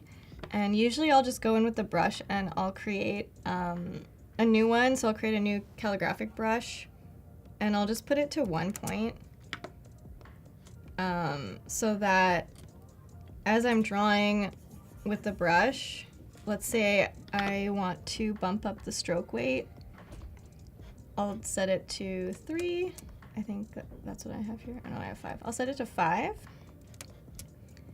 And then when I switch back to the pencil, if I'm on 5 points, it's gonna match it as well. So, Oh, nice, yeah. whereas before, like, I don't know, my first brush that I was using, it was actually a 5-point round, so I only had the stroke at 1. But then if I switch to pencil, I have to turn the pencil up to 5, and they're both at different settings, which makes it annoying if you're trying to use both.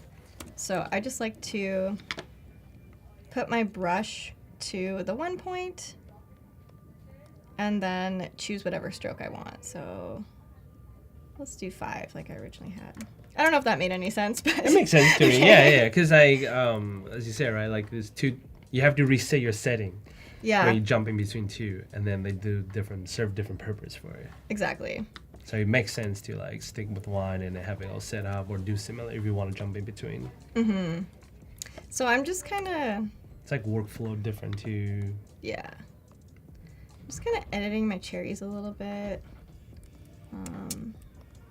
Let's make this one a little bit bigger to match the other cherry.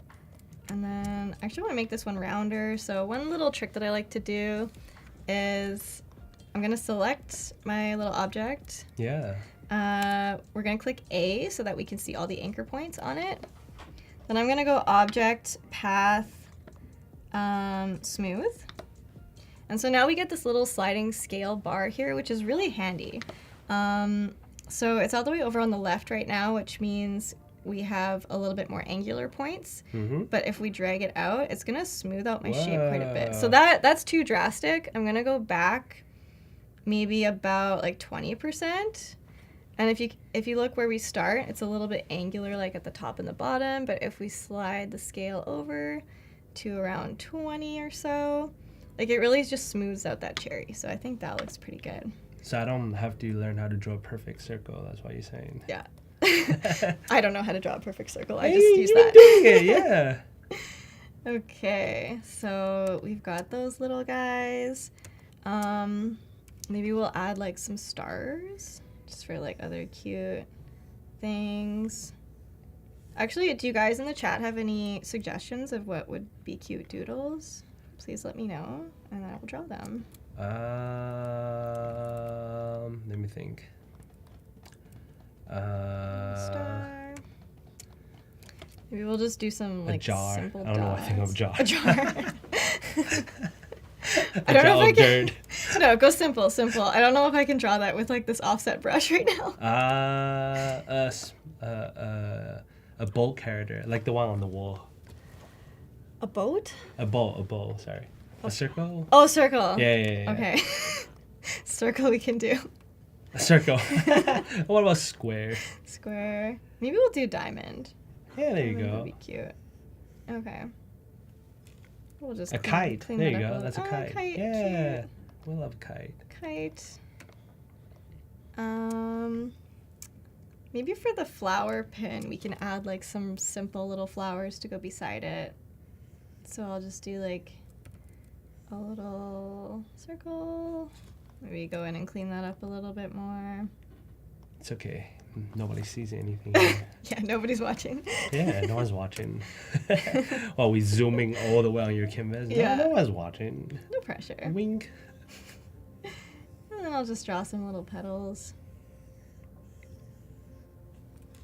And then Oh, nice. we'll move this a little bit. That's a perfect flower. Thank you. Trying my hardest with this offset brush I mean, you saw how I situation. draw on my session. I literally just draw doodle like sketches. There you go. Yeah. You guys get it. It's about them using the imagination, right? Right. We just help guide them, and they have to use the imagination to finish the final piece. Okay, so I want to scale this up, but if you can see, like, as I'm scaling it, the lines are actually getting quite a bit thicker, and they don't match the rest of my doodles. I always really like my line work to match each other in thickness, so I like them all to be like the should same be, weight right? pretty Yeah. much. So what I'm gonna do is undo that scaling. Let's go Command K. This is gonna bring up my preferences, and this one option is something I like to have checked all the time, or unchecked actually. I don't know why I have it checked. But this is the scale, stroke, and effects option. So let's uncheck it. Click OK. And now when I scale it up, you can see the line thickness stays the same, but the size is going to change. So you have to uncheck that to make this work. Yeah. If you want to scale your object and you want to keep the strokes the same, you got to have that option unchecked. That makes sense. So That's now, cool. I didn't know that. Now I'll just edit this a little bit.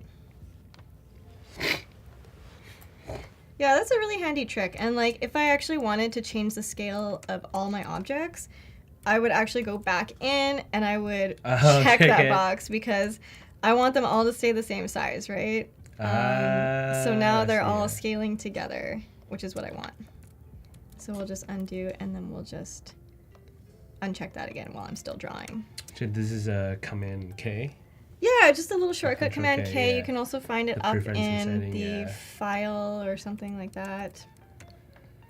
Fun Not too trick. complicated. Yeah, just a little handy trick. Okay, maybe we'll add like a little squiggle or something. And then something happened with the stroke weight. So what I'm gonna do is just select I for the eyedropper. And then we'll select the stroke of my flower, and boom, now we have the same. Oh, we can sample the stroke size like that too? Yeah. I didn't know that. Yeah, I Wow. love doing that. Very useful. I'm like pretending like, oh, I'm a pro too, you know? Well, you can do that. That's actually really cool, yeah. Maybe we'll add some more little squiggle type things.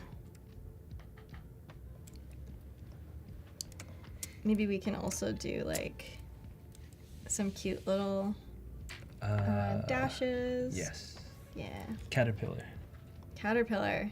And just lines. But different color. Yeah. Yeah, you can add a little fur. Add some little spikes. feet. Yeah. Cute. There you go. Maybe we'll do a sun to go with the little scenery pin. So I'll just do a little circle. My circles are sucking so bad today, but Hold my beer. I got okay. it. Hold my pen. I'll show you my circle. It'll be a square. But yeah, I'm just gonna go again into object path smooth. And we like smooth. That's our little shortcut here, and we're just gonna make that a smooth circle. So there we Hey, go. there you go. Easy. And then of course we gotta add the little sun strokes. A little power button. Yeah, pretty much. And then we'll just. I don't know if you Hold ever up. do this, but growing up, I always draw my sun at the corner. Oh yeah. It's like the quarter circle. Yes. I don't know why, but the sun is always there. At the top right. Yeah. Yeah. Top right or top left, depending on my mood, you know. I should recreate, like, make an art piece based on my 5 years drawing skills. Yeah. Oh, I should do that too. That'd be really fun, actually. I don't know if I want to show people that. Don't look. That's not me. Okay, we've got a little sun. Maybe I'll make it a bit bigger.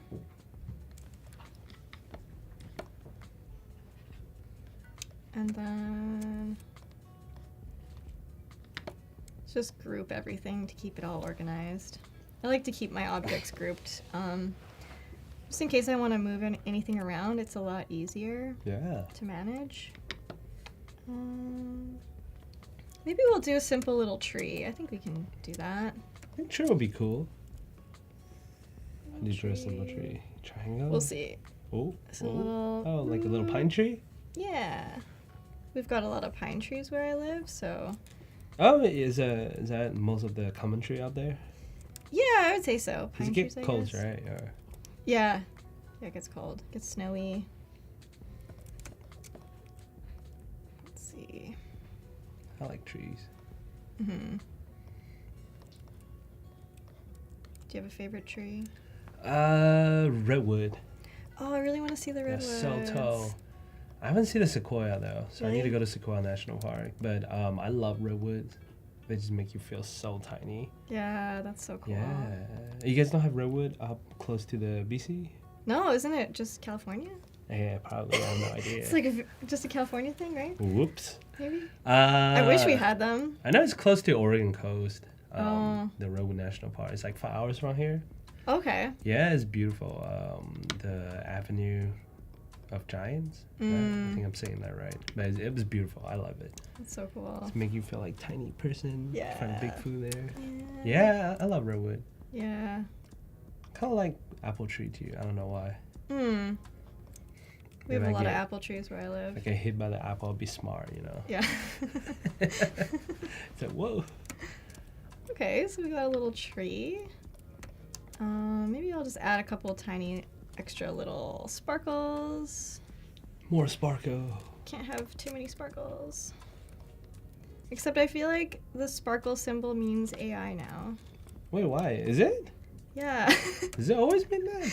I think it's recent. I think like everyone's using it to represent like They're AI stealing our generation. sparks. I know.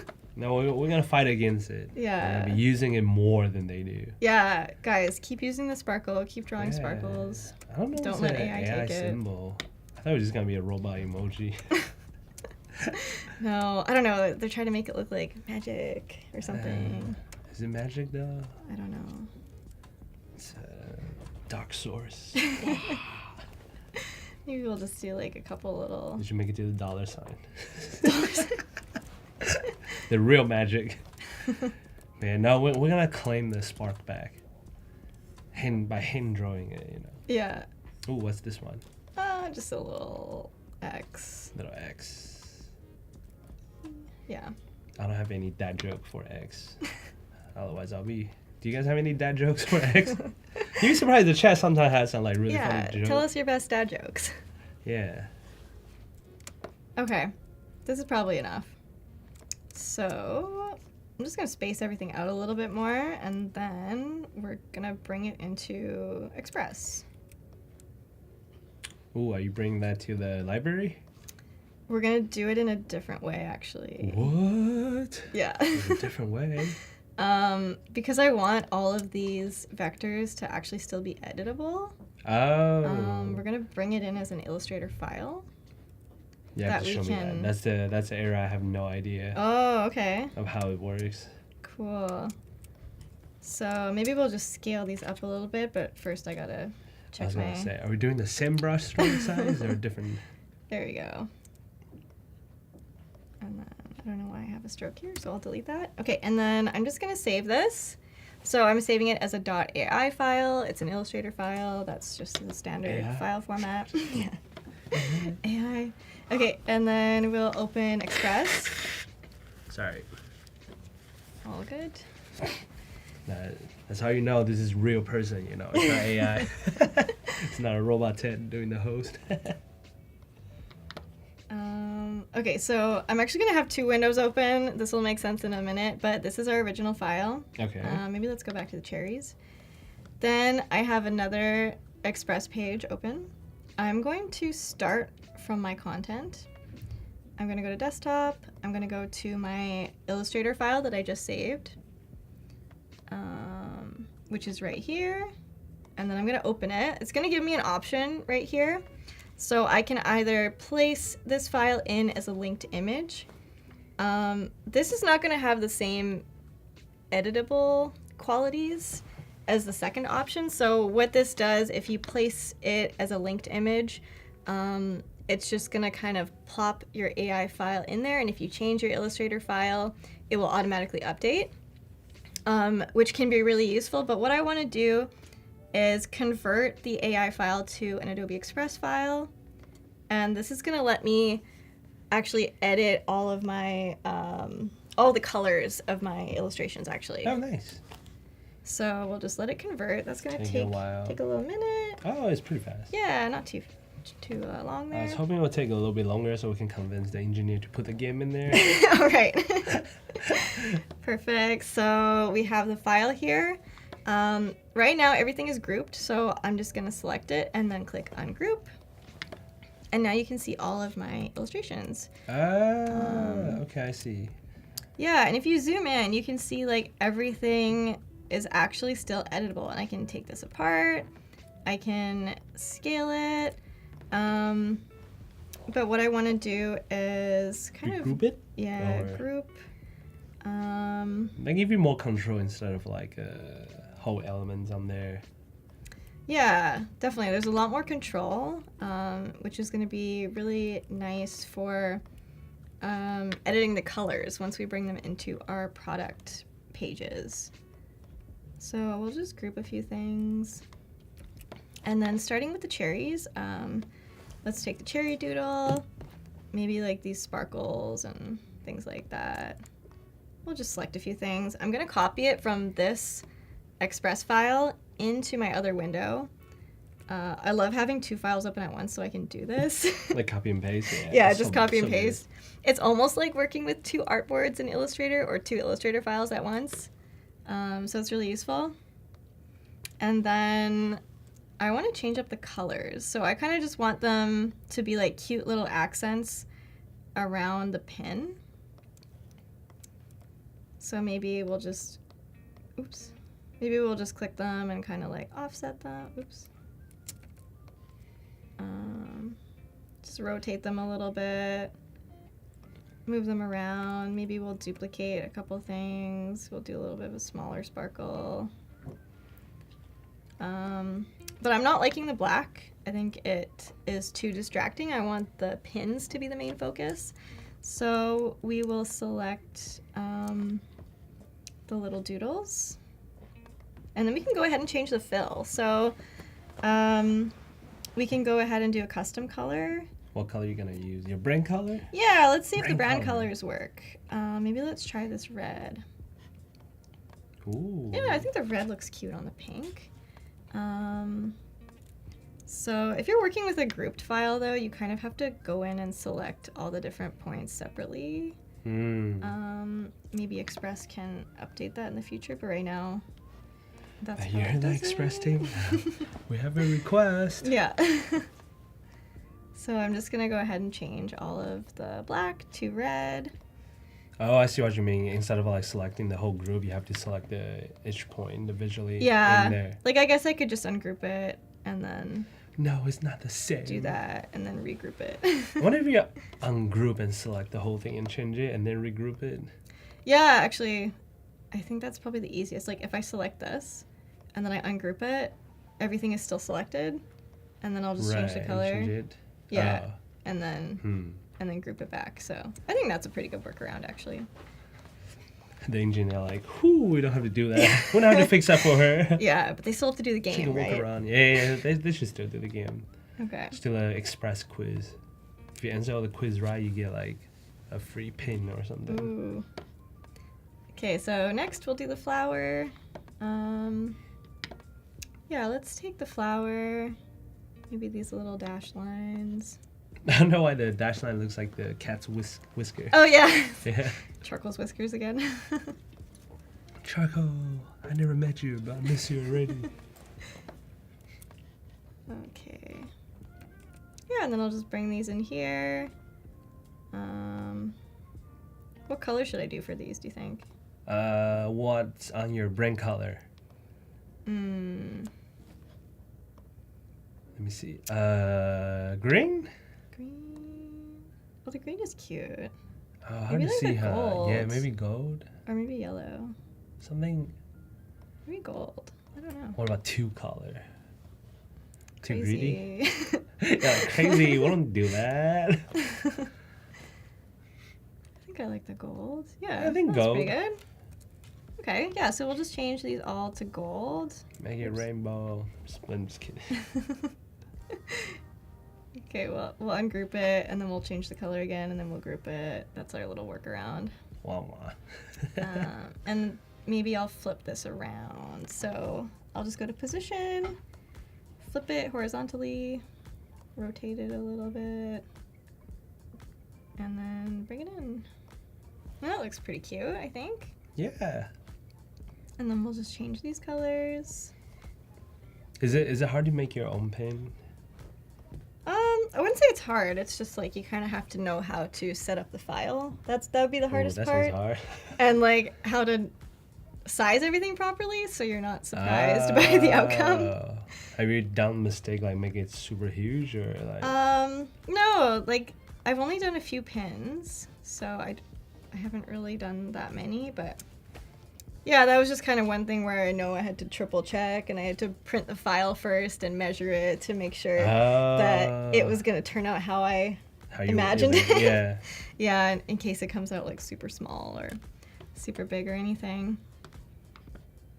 But all right, yeah, so we have the cherries, we have the flower, and then for this little scene, The landscape. yeah, let's bring in the sun and the So tree. pretty. And I then like maybe the color of that one a lot. Thank the you. Purple and stuff. Yeah, like, kind of like a little sunset Yeah. style. You still got 10 minutes, so you got time. Cool. Yeah. Well, we're gonna add animation too, so don't worry. Run! No, I'm just Don't kidding. worry. Maybe I can do these like a purple. What do you think? I like purple. Yeah. Let's see. I don't really have any in my brand kit right now, but I can just use the Ooh. eyedropper. Maybe we'll do like the purple from the lake, so it's not too distracting. Yeah, that's a pretty good in good. between purple. Yeah. So It's I'll like just a go, lavender. Yeah. I'll just go Yeah. ahead and copy that one. So I'm copying the hex code. I saw there was a new update on Illustrator or Photoshop that you can type the words on the hex Yeah, code you're right. instead of finding the color. Do you want to try that? Because I've never I don't know tried if it it. work on Express, but you can try. Yeah, try Oh, it. okay, I Yeah, pulled up try it. Illustrator. Let's try it. Yeah, I heard that you I don't know can if just it's on type beta in. or it could be on Oh, beta, maybe. but try red. Oh, sorry. Let's try But, red. yeah. Oh, it does That work. is so cool. That's cool. What? Now you If don't you try have to know lavender, hex would that code. break?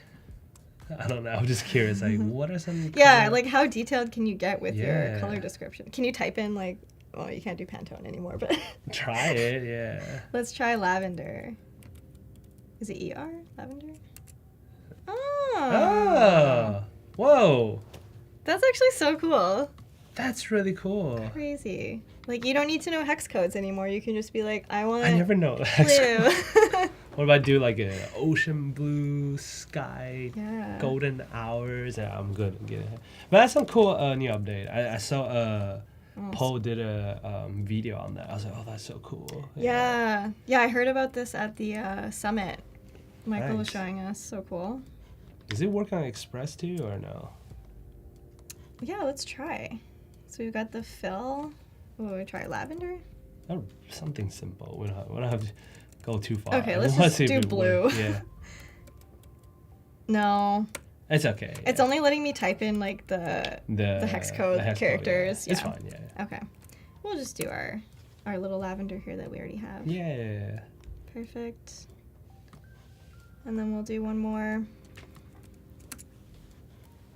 And then regroup it. Cool. Cute. Yeah.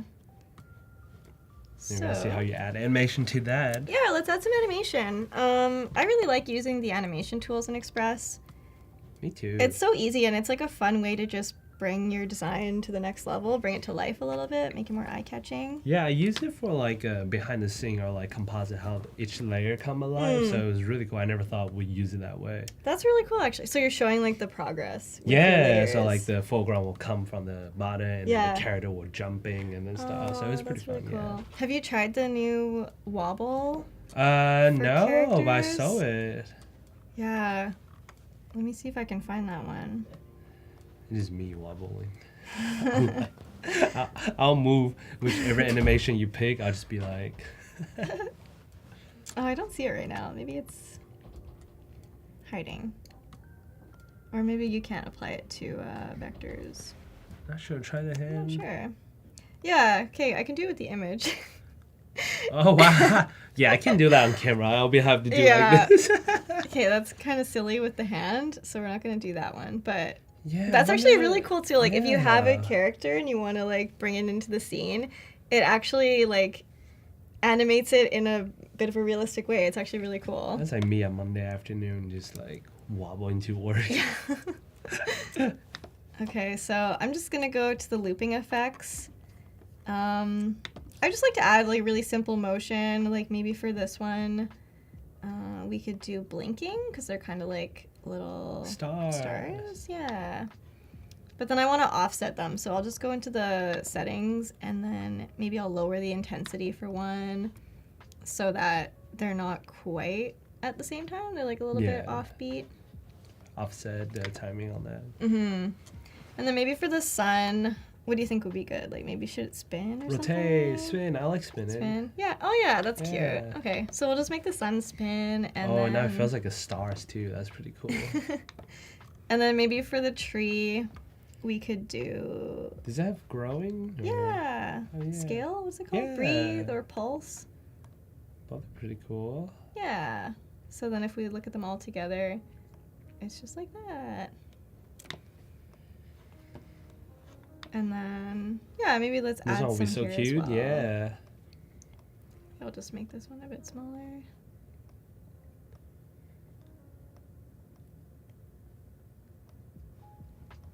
I like the animation. It's very cute. Yeah, it's fun, right? It just adds like a little bit of something extra. And it's so easy. Like I love how you can just like add it with these presets. Imagine you have to do this in Photoshop or like After Yeah, Effects. I know, right? Opacity 0, 100, 0, 100, keyframe, keyframe. Maybe we can do like the pulsing effect for this one. That kind of works, right? Yeah. And then let's just do some simple, maybe blinking, or maybe wiggling. The wiggle one's cute. They just kind of like dance a little bit. And then maybe we'll make the flower spin. I think you can also do like combine too if you want. Do like an in and out or in and loop. Yeah, should I add some in to something? Maybe the Up flower to one you, can come yeah. in. Yeah, let's try that. Flower. The tumble's kind of fun. It just like I always like rolls tumbles. in. Yeah, I like the tumbles. Yeah, let's just make it come from, yeah, that side, and then, oh, actually you can start it outside the page now. Oh, that's cool.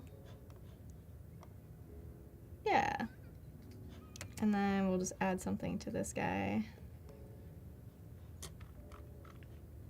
Maybe we'll do that too.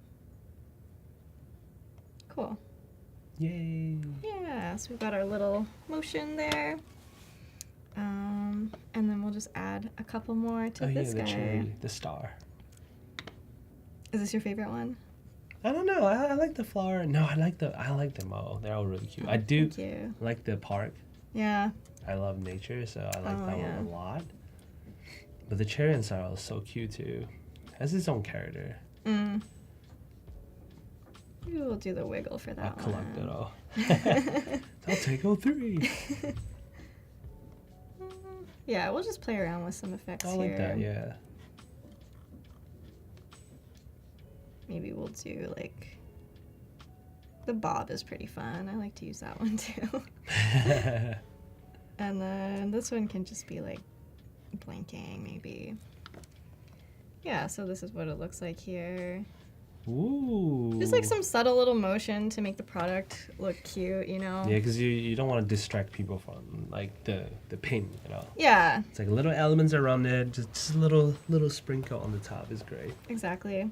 And then I'm just pulling up my brand kit here on the side, and I want to go in and use one of my little handwritten fonts that I've done up here. Oh, so you have your own font too? Yeah. Wow, that's so good. So we'll just add some text because this is a product post. We want to give people a little bit more context, but we don't want to have too much text. So I'll just put new pins. Do you have a name for your font? Yeah, I called it Field Mouse. I don't know. I thought it sounded like a cute name. That does fit your brand. That's cute, yeah. Yeah. And so, okay, so I'm just gonna New size up the pins. font a little bit. And then there are a couple of little effects I like to do. So over here in text, we will just... Field mouse. Yeah, we'll just get that selected, go to edit. I want to change the fill to the cherry color to match. Ooh. And then we'll add a stroke. So we'll do white. And then I kind of want to bump this up quite a bit so it looks almost like a sticker. Nice. I think that's pretty Could good. be your packaging too, right? When you have the pin with the back paper. Yeah, board. like I could totally use this as packaging too. Just change the text, Yeah. but keep the style. Yeah. And then maybe I'll offset the baseline a little bit like that. And why not bring in a little bit of motion? So maybe this one can have like an in as well. Maybe dropping down or something. What do you think? I like dropping down. Yeah, we'll do like that. New pins. And then we'll add a loop. And we'll just add the wiggle because I like the wiggle effect. They're just going to like dance like that. Well, we go follow it. Yeah. Maybe up the intensity a little bit. Nice.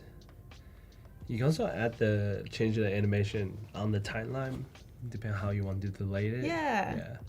Yeah, so why don't we do that actually? Let's open up the timeline. And when we click show layer timing, we can change the timing of the different elements. So maybe we don't want the cherry doodle in right away. Maybe we want it to come in a little bit later. So we'll just drag this out. And now when we press play, we've got everything on the scene, but then the cherries kind of just pop in when we reach that point on the timeline. But I mean, like, what you had already is great. We'll Let's have just... to do the ink. You have to do the ink for that, yeah. Yeah. Well, we might as well. Let's just pop them in like that. That's kind of fun. Yeah. Yeah. Oh, that's good. Yeah, I like that. Yeah, maybe we'll offset some of these so they come in a bit later too. I think you can only do it one at a time, right? So we'll just do this, and I think we're Yeah, getting do you close, want to do right? a recap of what we just did from taking the photo? Yeah, so just taking some really simple phone photos of the pins, bringing them into Express, removing the background, editing the image a little bit just to bring up the brightness and clarity, and then bringing in some doodles from Adobe Illustrator into Express, and adding a little bit of motion, and then adding some Animation text. on the top. Yeah. Ooh, Well, and that's that's how you pretty much it. design your carousel pose for your product. Make it Yeah. interesting. Yeah. Thanks. And do you want to tell everyone where we can find your work again? Yeah. So you can find me mostly on Instagram, but also TikTok, YouTube. My handle is Ash S Green. And yeah, if you watch this live, feel free to say hi in my DMs and reach out if you that'd have be any cool. questions. Reach out if you have any questions. But thanks for hanging out, guys. Yeah, and stick around because we have a whole different section after this Adobe Live with the educational partnership. So it will restart the whole thing. But thank you guys so much for watching, and then Thank we hope to you. see you again.